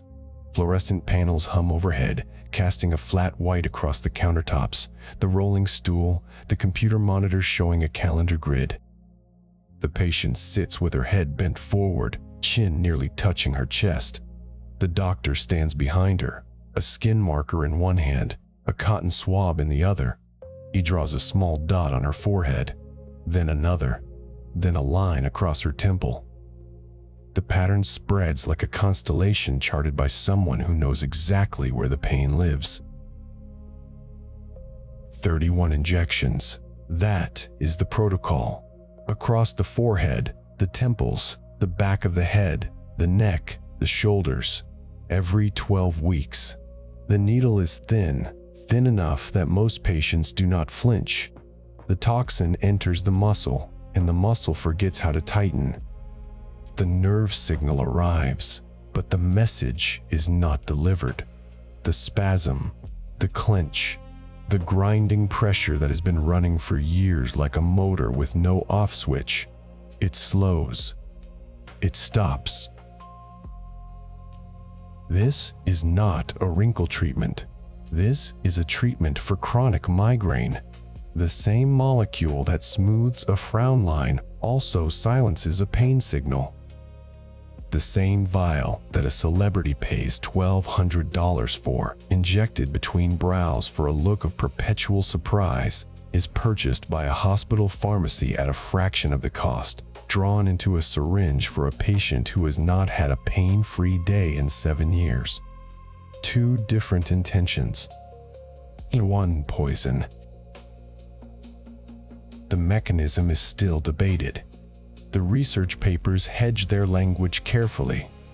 It is hypothesized that the proposed mechanism involves further studies are needed, but the broad outline is clear enough. Botulinum toxin, when injected into the muscles of the head and neck, does not simply paralyze the muscle.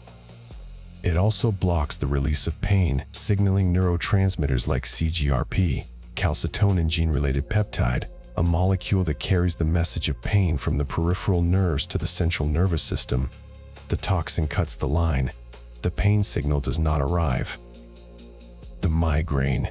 That blinding, nauseating, pulsing storm that takes up residence behind one eye or across the whole skull simply does not form. This is a different journey than the cosmetic pathway. The cosmetic patient wants the muscle to stop moving. The migraine patient wants the nerve to stop shouting. But the toxin does not discriminate. It binds to the same synaptic docking proteins in both cases. It cleaves the same snare complex. It prevents the release of acetylcholine in the muscle and the release of CGRP in the pain pathway. The same chemical scissors cut different threads. The difference is location and dose. The approvals came slowly, one after another, like doors opening in a dark hallway. Cervical dystonia, the painful twisting of the neck muscles that forces a patient's head to one side, unable to turn back. Limb spasticity after stroke, the arm that curls inward, the hand that stays clenched, the muscle that will not release its own grip. Overactive bladder, the constant urgent need that interrupts sleep and work, and every quiet moment. Severe underarm sweating, the skin that runs with moisture for no reason, soaking through shirts, embarrassing the wearer in meetings and handshakes. Each condition is a different form of overactivity. A muscle that will not relax, a gland that will not pause, a nerve that will not stop transmitting. Botulinum toxin is the agent that says enough. It does not damage the tissue. It does not scar the nerve. It simply interrupts the conversation between the brain and the body for 3 to 4 months. Then the nerve endings sprout new terminals, the connections reform, and the symptoms return. The patient comes back for another round. The record shows a cure of convenience, not a cure of permanence. The margin shows a cost. For the migraine patient, the experience of the injections is strange. They sit in the same chair, with the same grid drawn on their scalp every 12 weeks. The needle moves from dot to dot, across the forehead, above the ears, down the back of the neck, into the trapezius muscles of the shoulders. 31 punctures. The whole procedure takes about 15 minutes, and then they wait. In the days that follow, the tension begins to lift, not all at once, slowly. The low-grade headache that has been present for a decade, the one they had stopped noticing because it never left, becomes absent.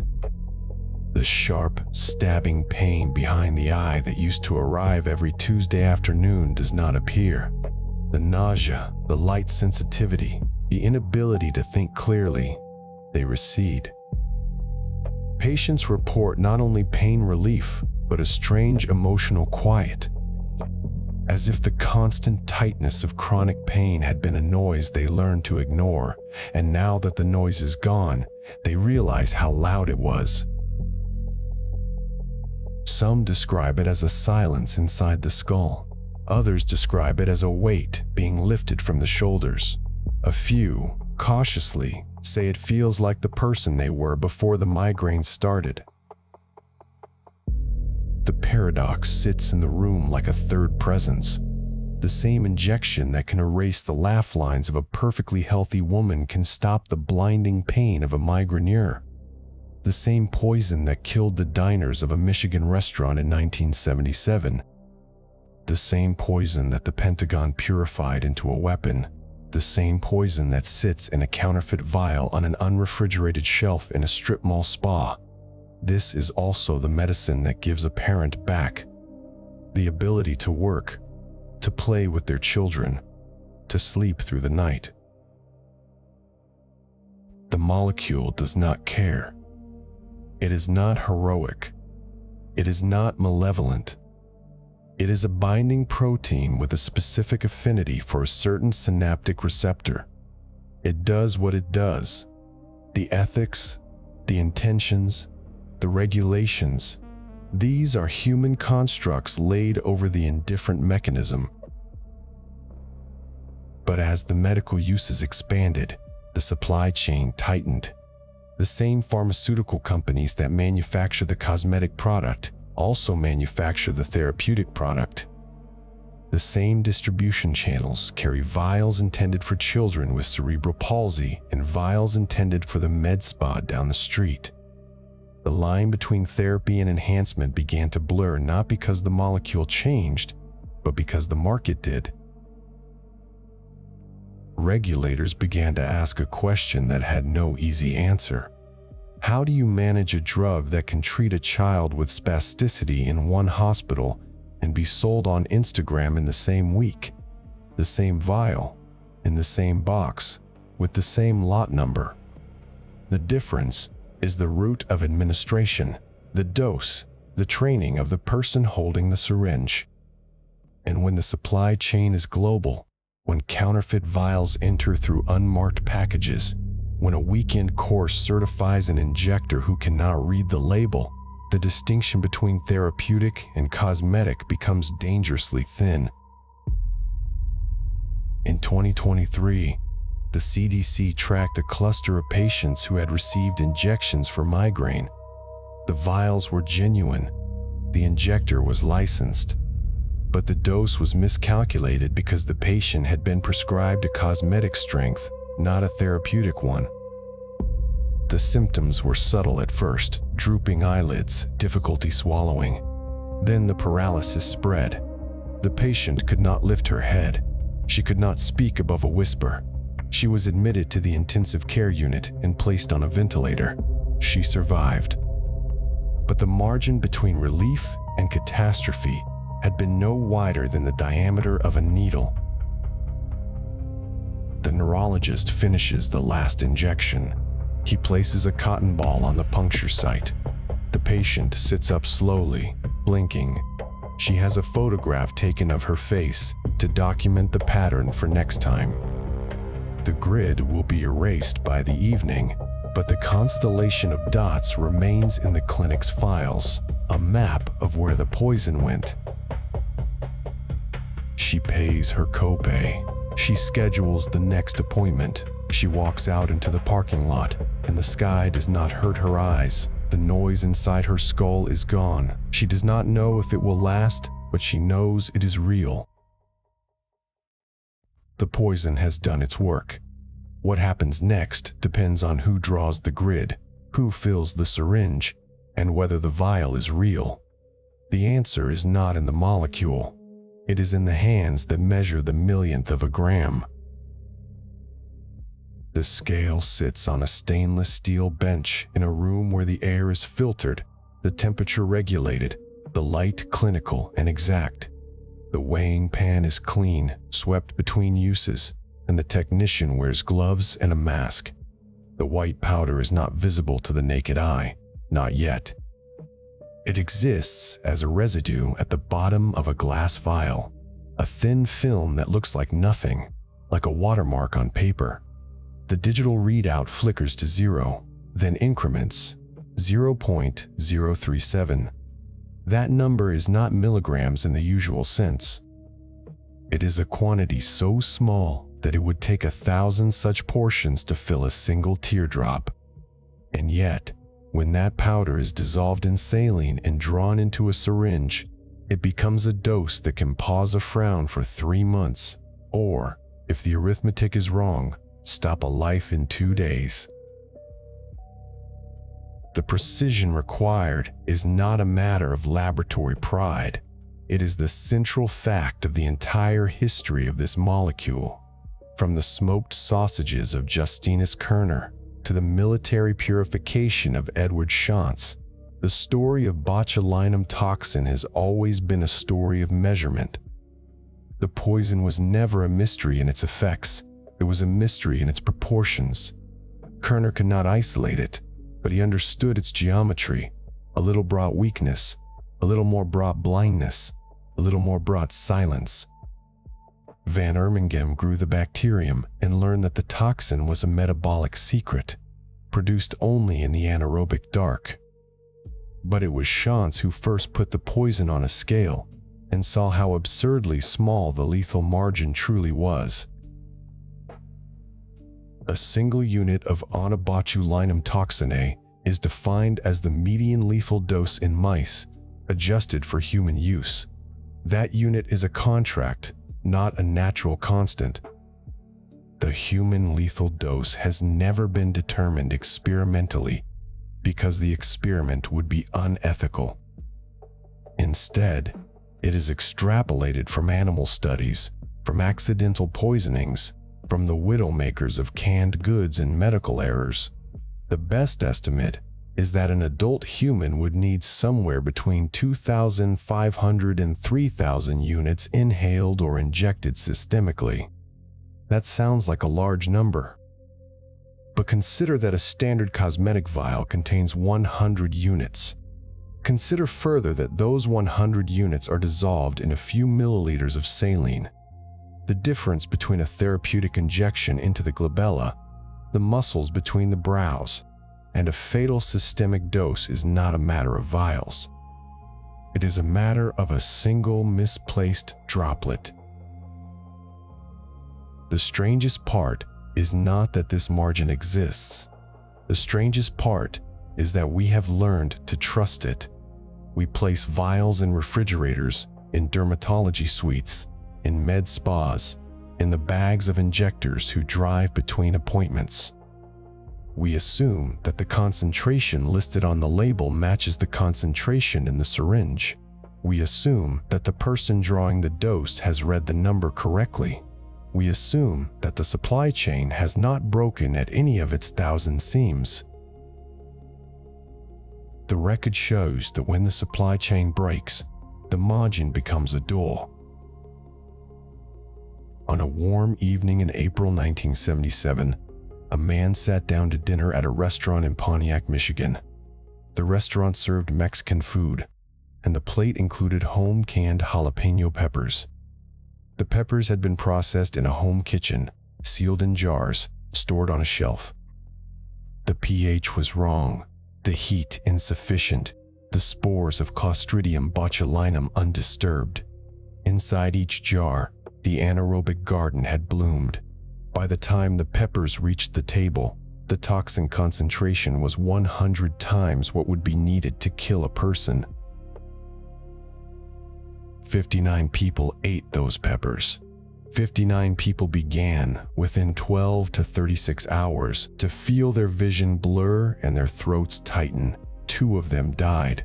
The surviving 57 required weeks of ventilator support and antitoxin therapy. The toxin in the peppers was measured later at levels that made the laboratory technicians pause. They had never seen such a concentration outside a weapons lab. The peppers looked normal. They tasted normal. The only difference was a number that no one had checked. The gap between the pepper and the person was not a gap of chemistry. It was a gap of information. The home canner did not know that spores survive boiling. The restaurant did not know that the jars had been improperly sealed.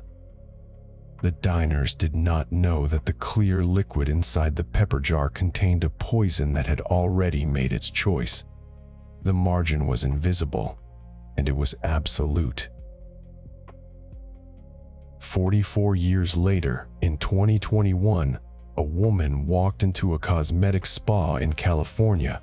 She was there for a routine treatment, botulinum toxin injections to soften the lines around her eyes and forehead.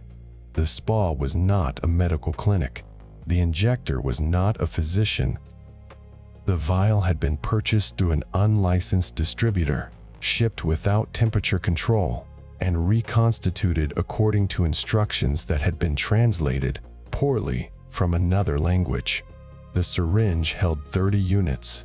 That is a normal cosmetic dose. But the vial from which the dose was drawn contained 5 times the labeled concentration.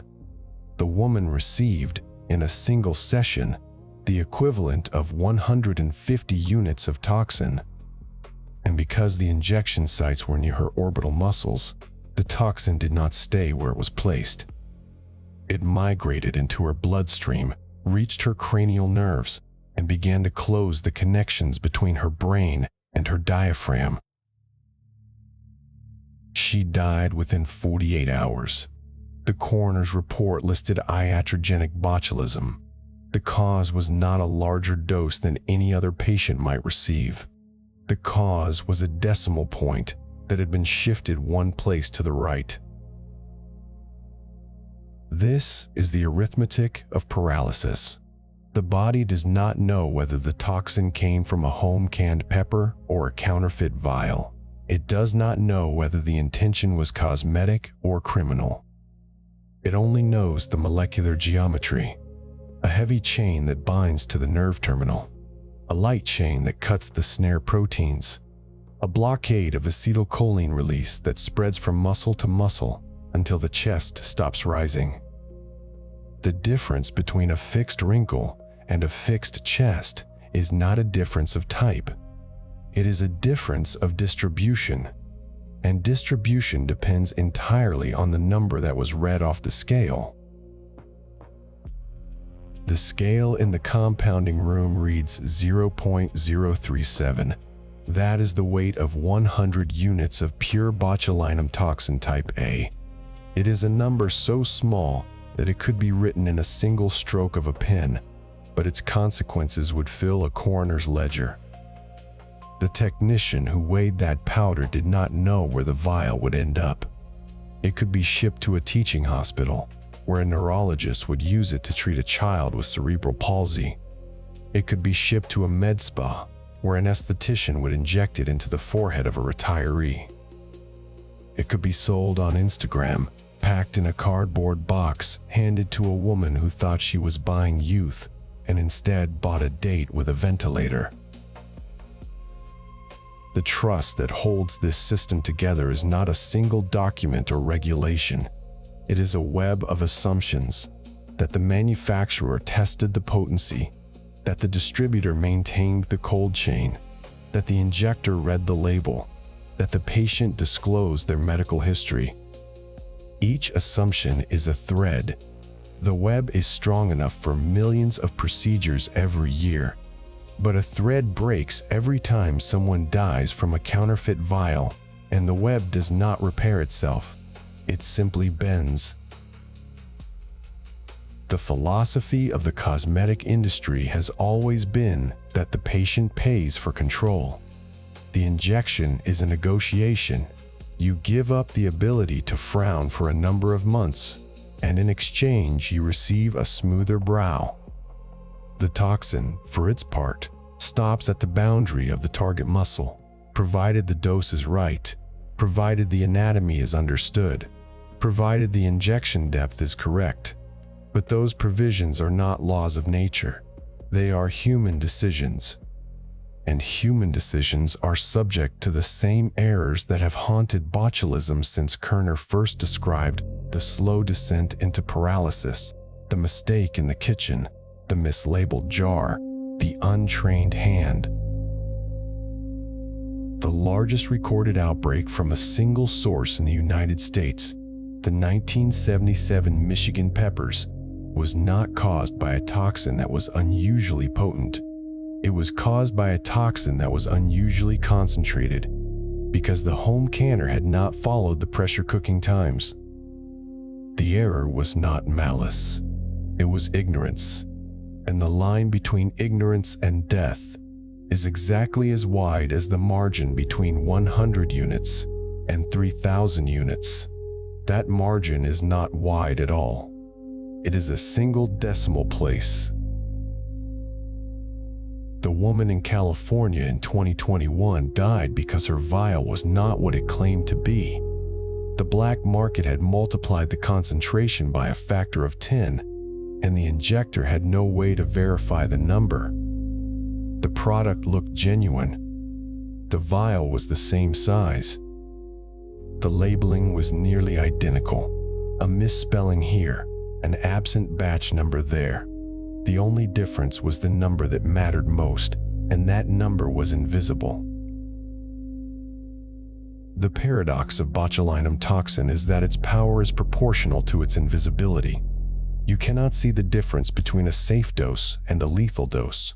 You cannot taste it, smell it, or feel it until the paralysis begins. The only way to know the dose is to trust the chain that produced it.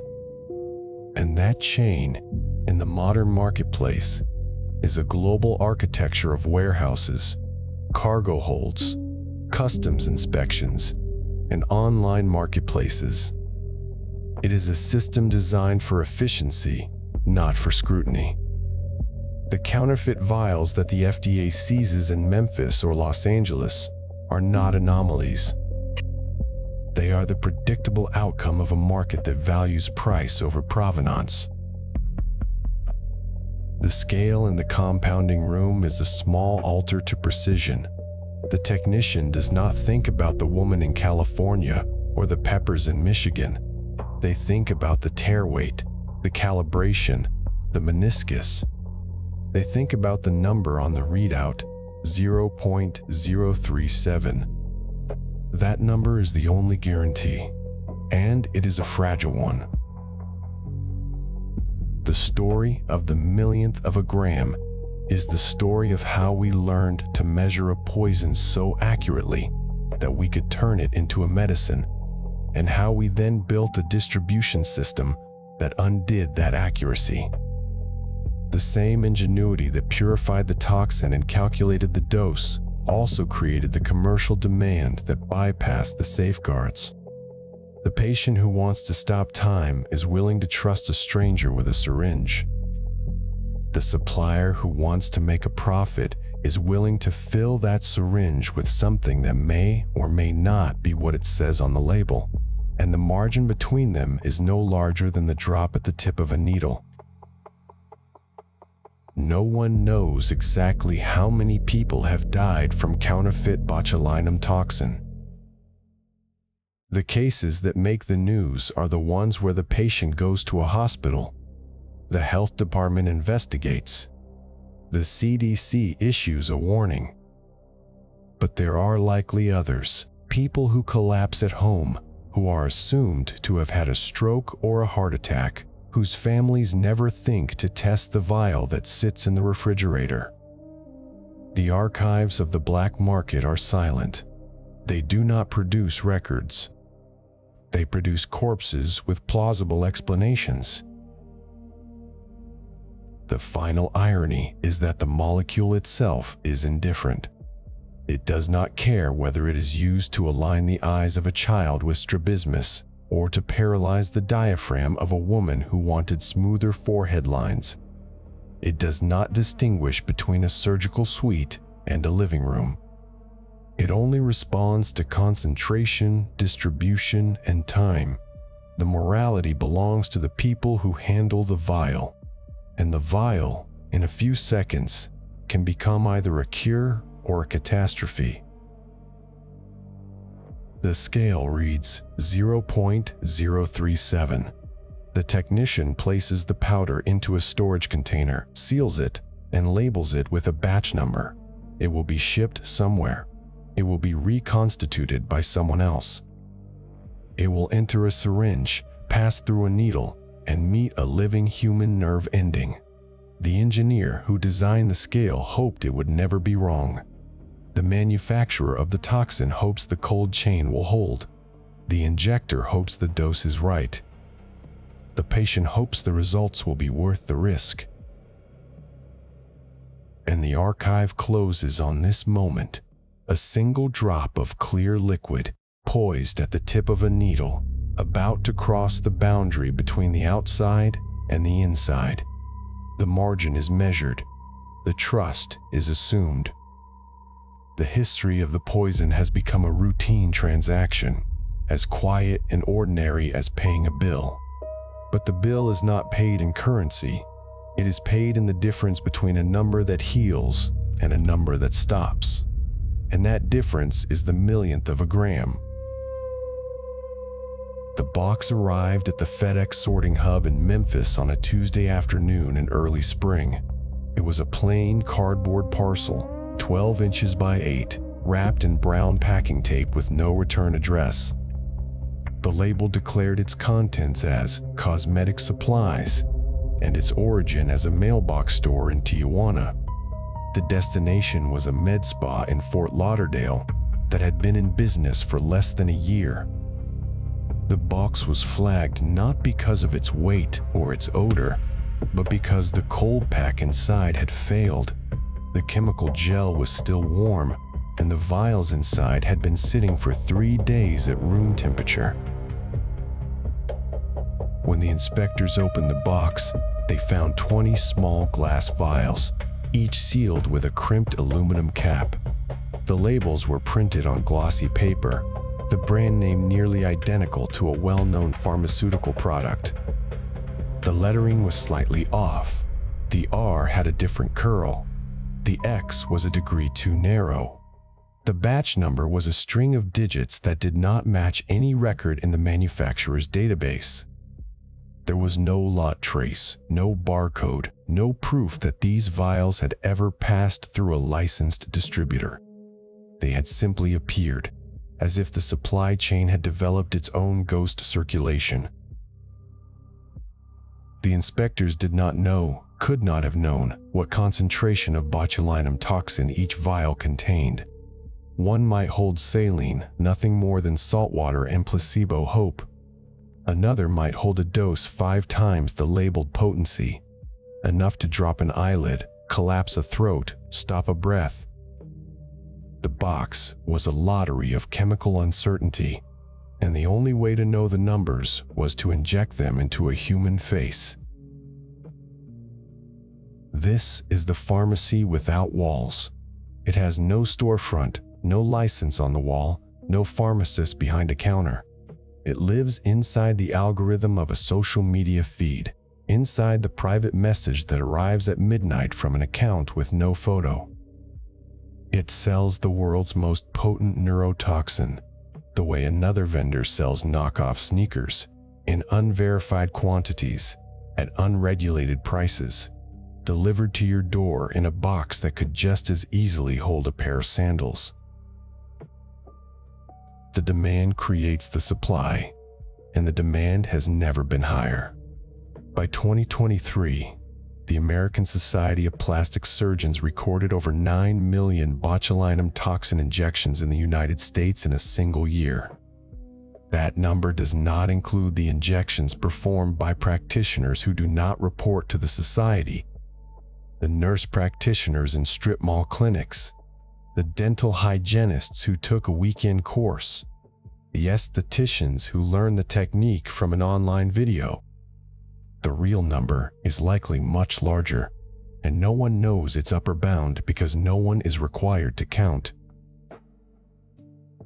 The regulatory architecture that governs pharmaceuticals in the United States is among the most rigorous in the world. A new drug must pass through years of clinical trials, thousands of patients, mountains of paperwork, and a review process that can cost over $1 billion before it ever touches a pharmacy shelf. The same architecture that demands proof of safety for a new allergy pill allows a patient to receive an injection of botulinum toxin from a stranger who learned the procedure in a weekend course. The contradiction is not a loophole. It is a structural decision made over decades by an industry that preferred speed to scrutiny. The weekend course costs anywhere from $1,500 to $5,000. It lasts 2 days. On the first day, the students study facial anatomy from a printed diagram and practice injecting saline into a silicone pad. On the second day, they inject each other under the supervision of a nurse who may or may not have a teaching credential. At the end of the course, they receive a certificate that says Certified Neurotoxin Injector. No state medical board recognizes this certificate. No national database lists these practitioners, but the certificate is real enough to hang on a wall and real enough to convince a patient that the person holding the needle knows what they are doing. The patient does not ask to see the certificate. The patient is already in the chair. The room is clean. The music is quiet.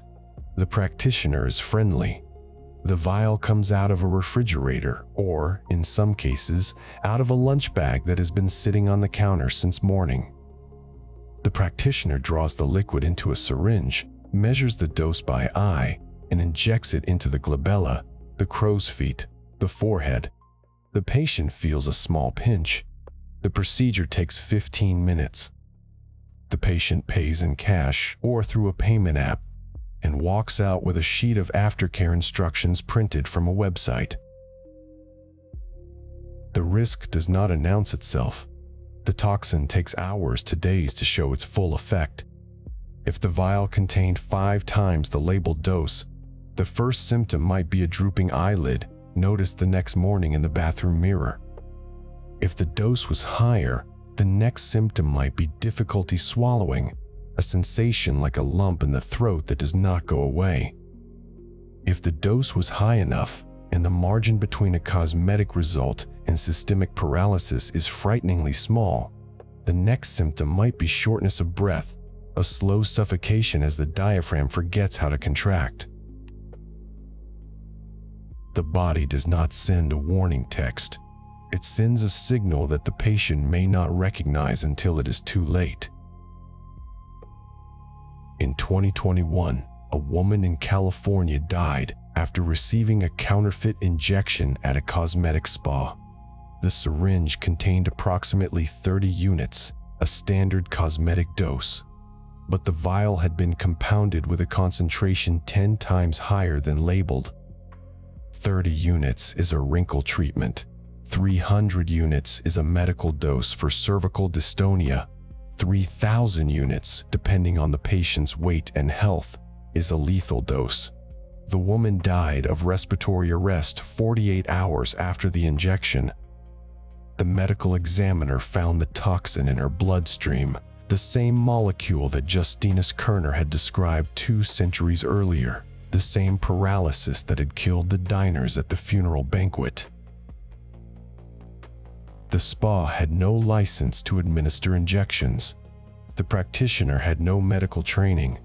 The vial had no provenance. The entire transaction existed outside any system of accountability. The case is not unique. In 2023, the Centers for Disease Control and Prevention investigated a cluster of botulism-like illnesses in Florida and Texas, all linked to counterfeit product. Patients presented with blurred vision, drooping eyelids, difficulty swallowing. Some were hospitalized, some required ventilators. The vials seized in the investigation were later found to contain a mixture of active toxin and inactive filler, the concentration varying wildly from vial to vial. One might paralyze a frown, the next might paralyze a lung. The supply chain that delivered these vials is not a single pipeline, but a network of small transactions, each one opaque. The toxin might be produced in a laboratory in China or India, where regulatory oversight varies. It might be shipped to a distributor in Mexico, where the cold chain can break at any point. A warehouse without climate control. A truck without refrigeration. A border crossing where the package sits in a hot customs office for hours. From there, it enters the informal economy, sold through Instagram ads, private Facebook groups, encrypted messaging apps. The buyer sends a payment through a peer-to-peer transfer service, and the package arrives a week later, handed over by a mail carrier who has no reason to suspect the contents. The package is opened in a kitchen, a bathroom, a bedroom that doubles as a treatment room. The vials are placed in a household refrigerator, next to the milk and the leftovers. The temperature fluctuates every time the door opens. The toxin degrades at different rates depending on its chemical environment, and degradation does not mean the toxin disappears. It means the potency becomes unpredictable. A partially degraded vial might still contain enough active units to cause harm, especially if the practitioner compensates by injecting more volume. The phrase counterfeit botulinum toxin suggests a product that is fake, a simulation of the real thing. But the most dangerous counterfeits are not fakes in the sense of complete fabrication. They are real toxin, produced under unknown conditions, labeled with false potencies, shipped through uncontrolled environments, and injected by untrained hands. The danger is not that the poison is absent. The danger is that the poison is real, but the dose is a mystery. And yet the market continues to grow. The reason is not ignorance but price. A genuine vial of Botulinum toxin A from a licensed distributor costs a clinic several $100s. The same clinic charges the patient anywhere from $10 to $20 per unit, depending on the area treated. A full treatment can cost $400, $500, $600.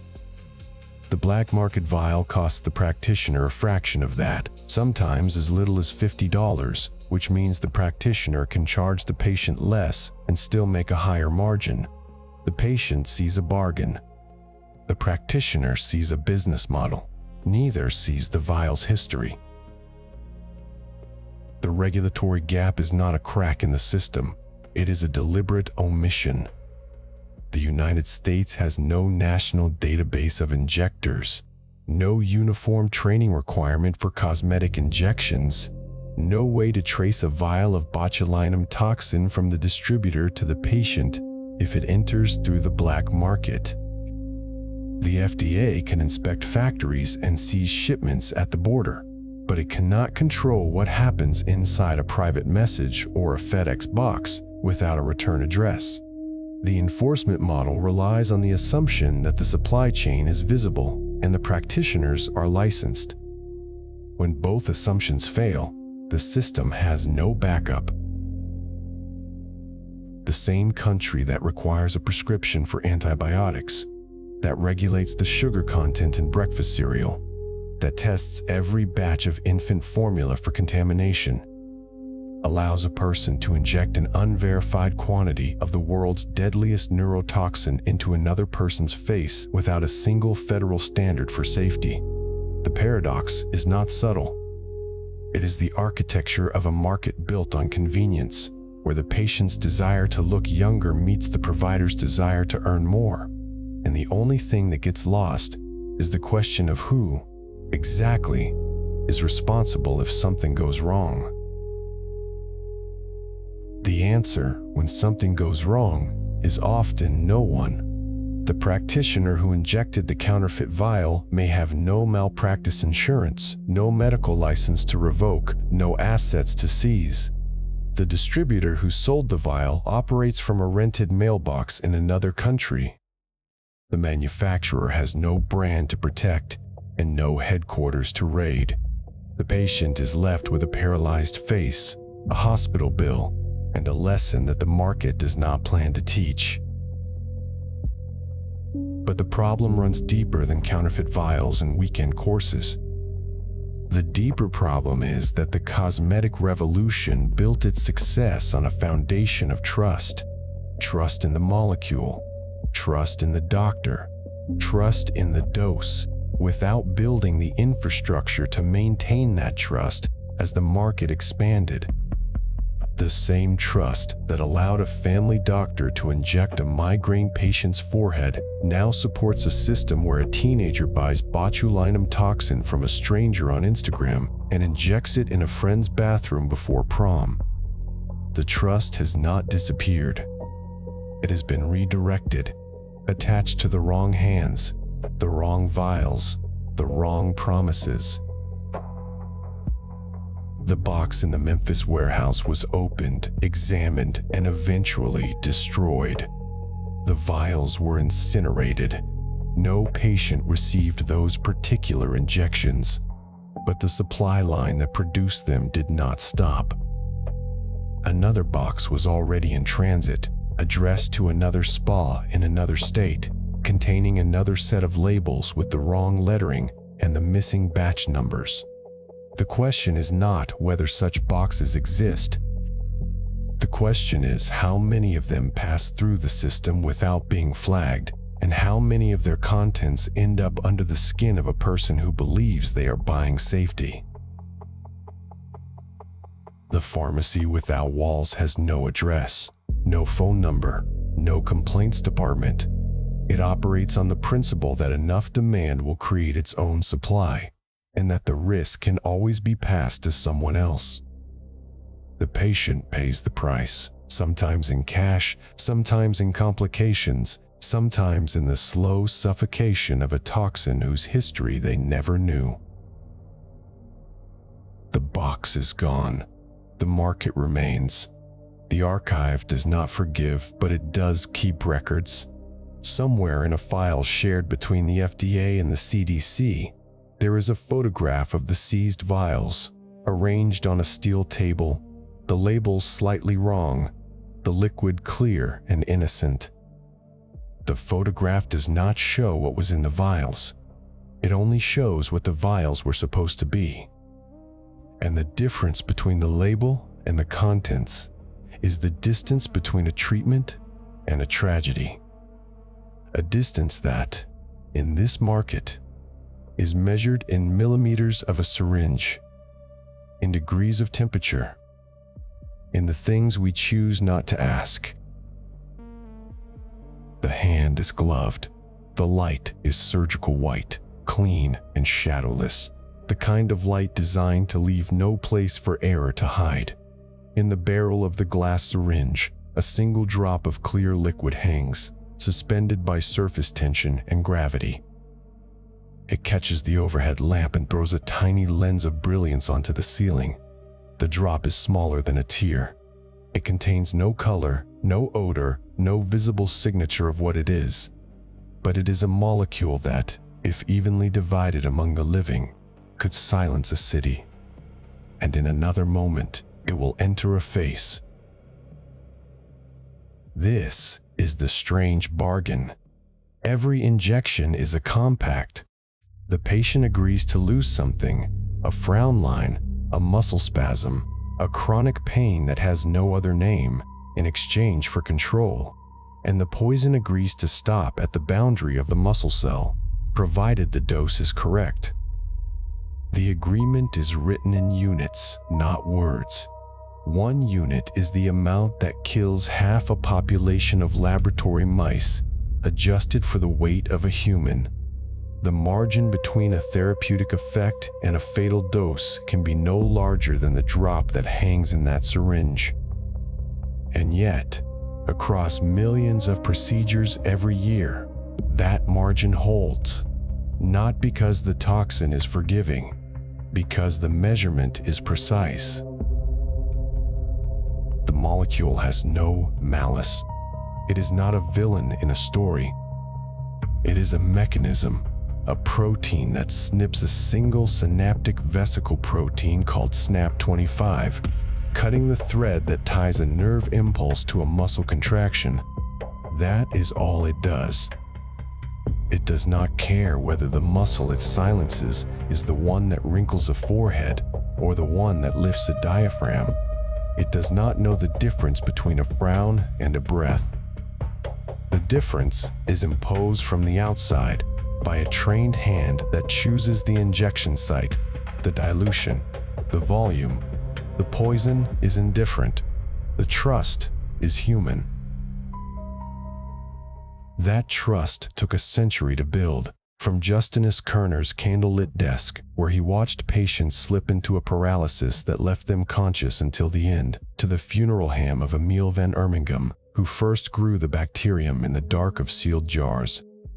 From Edward Shantz, who purified the toxin in a military laboratory under a wartime contract, to the ophthalmologist Alan Scott, who injected it into a child's eye to correct a strabismus that no surgery could reach.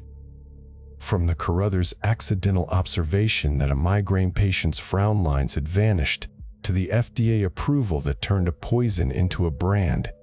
Each step was a negotiation. Each generation found a new use for the toxin, and each use carried the same question: How much can we control a substance that was never designed to be controlled? The scale of the answer is now measured in billions. Botulinum toxin generates more than $5 billion in annual sales. Its patient base includes infants born with cerebral palsy, whose spastic limbs are frozen into unnatural postures, and retirees who want the skin above their eyebrows to lie flat. It is approved for crossed eyes, cervical dystonia, chronic migraine, overactive bladder, severe underarm sweating, and the vertical lines between the brows. It is one of the most versatile pharmaceuticals in modern medicine and the most potent poison ever approved for human use. Its lethal dose is smaller than any other naturally occurring substance we willingly put into our bodies. The dose that smooths a frown is about 20 units.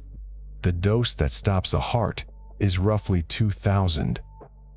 Between them lies only the geometry of a needle, the dilution factor of a saline vial, and the training of the person holding the syringe.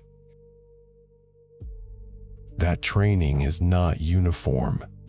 In the United States, there is no national database of injectors, no single standard for who may perform a cosmetic injection, no requirement that the product be traced from the manufacturer to the patient's skin. The same country that subjects a new antibiotic to years of clinical trials allows a patient to receive a neurotoxin injection from a practitioner who learned the technique in a weekend course in a room that looks more like a spa than a clinic. Using a vial that may have crossed a border without refrigeration, the system works most of the time. But most of the time is not the same as safe. It is the same language that described the home canning boom of the 1880s, when housewives sealed jars of green beans in good faith and buried their children before the frost. The counterfeit vials seized in the 2023 outbreaks tell the same story in a different dialect. Some contained no toxin at all, just saline and hope. Others contained 5 times the labeled concentration, enough to cause drooping eyelids, difficulty swallowing, and hospitalizations. The patients who bought them were not reckless. They were people who wanted the same result as their neighbors, but at a price they could afford. They did not know that the bargain had shifted. They had agreed to lose a wrinkle. They had not agreed to lose their ability to swallow. The poison did not care about the difference. The difference was buried in the supply chain, invisible, until the immune system began to flag. And even when the product is genuine and the injector is trained, the bargain carries a quiet cost. The cosmetic patient who pays to erase a wrinkle may lose the ability to show surprise, or joy, or concern, the expressions that make a face legible. The paralysis is temporary, but the habit of not using those muscles can become permanent. The face becomes a mask, not because the toxin forces it, but because the patient learns to live within the boundaries of the frozen zone. The mirror reflects a smoother surface, but the person behind it may feel less readable to others, less capable of communicating without words. That is not a side effect listed on the package insert. It is a cultural consequence, and it is harder to measure than a dropped eyelid. But for other patients, the loss of expression is not a cost. It is the relief they came for. The migraineur who receives 31 injections across the scalp, neck, and shoulders every 12 weeks is not trying to look younger. They are trying to stop a pain that has no other medicine. The child with cerebral palsy who receives injections into the hamstring muscles is not seeking symmetry. They are seeking a gait that does not end in a fall. The patient with cervical dystonia whose neck has twisted into a permanent, painful rotation is not concerned with wrinkles. They want to turn their head toward the sound of their own name. For these patients, the toxin is not a cosmetic luxury. It is a tool that restores movement, relieves suffering, and allows a life that would otherwise be locked in spasm. The same molecule, the same mechanism, the same injection. The intention transforms the meaning. That is the strange heart of the bargain. The molecule does not choose. It cannot distinguish between a spasm and a smile. The judgment belongs to the person who measures the dose and aims the needle. And that judgment is distributed across thousands of hands, in clinics and spas and living rooms, some with decades of training, some with a certificate from a 2-day course. The system works because most of those hands are careful, but the margin of error is vanishingly small. A miscalculation of 10% in the dilution factor can turn a safe injection into a systemic poisoning. A vial left unrefrigerated for a day can concentrate unevenly, producing pockets of lethal potency inside a single volume. The difference is not visible to the naked eye. It is not visible to the patient. It is only visible after the paralysis begins to spread. New serotypes of botulinum toxin are being found in soil samples around the world. Researchers are engineering them for longer duration, fewer side effects, more precise targeting. The next generation of toxins may last 6 months instead of 3, or block pain pathways more selectively, or spare the muscles that control expression while still silencing the muscles that cause wrinkles. The science is advancing, but the ancient question remains, and no clinical trial has answered it. How much of ourselves are we willing to freeze in exchange for the feeling of being in command? The archive closes with a single vial, still unopened, on a shelf in a dark room. It is a small glass container, stoppered with a rubber seal and a crimped metal cap. The label is printed in sterile black ink, a brand name, a batch number, an expiration date. Inside, the powder is white, crystalline, and perfectly dry. It contains enough active units to paralyze a room full of people. It also contains the capacity to quiet a spasm, smooth a frown, stop a migraine, or steady a hand that trembles. The difference between those outcomes is not in the powder. It is in the decision that comes next. The room is dark. The shelf is still. The vial waits. And somewhere, on the other side of a locked door, a gloved hand is reaching for a syringe. What the descent revealed was not a mystery, but a mirror. The poison itself is indifferent. It does not choose between a frown and a breath. The margin between healing and harm is measured in millionths of a gram, in the training of a hand, in the honesty of a supply chain. What the evidence changed was not our understanding of the molecule. That was clear from Kerner's candlelit desk, where he watched patients slip into conscious stillness. What changed was our awareness of what we had accepted. The scale reading 0.037 is not a number. It is a contract, and the contract is written on trust alone. The woman in the bathroom who could not lift an eyebrow was not a statistic. She was the cost of a system that assumed the vial was genuine, the dose correct, the injector trained. The counterfeit box in Memphis was not an anomaly. It was the logic of a market that values price over provenance. The same logic that sealed a jar of green beans in 1892, not knowing the spore survived the boil. One implication runs through every layer of this story. Trust is fragile when the object is invisible. The molecule cannot be seen, tasted, or smelled. It can only be measured. And measurement depends on a chain of human decisions that stretches from a military laboratory to a living room injection party. No regulation can close every gap. No training can eliminate every error. Some substances are safest when they remain evidence, not experience. The pressure eases from the hull. The darkness thins above. Light widens overhead, cold and blue, the color of water giving way to air. The hatch opens.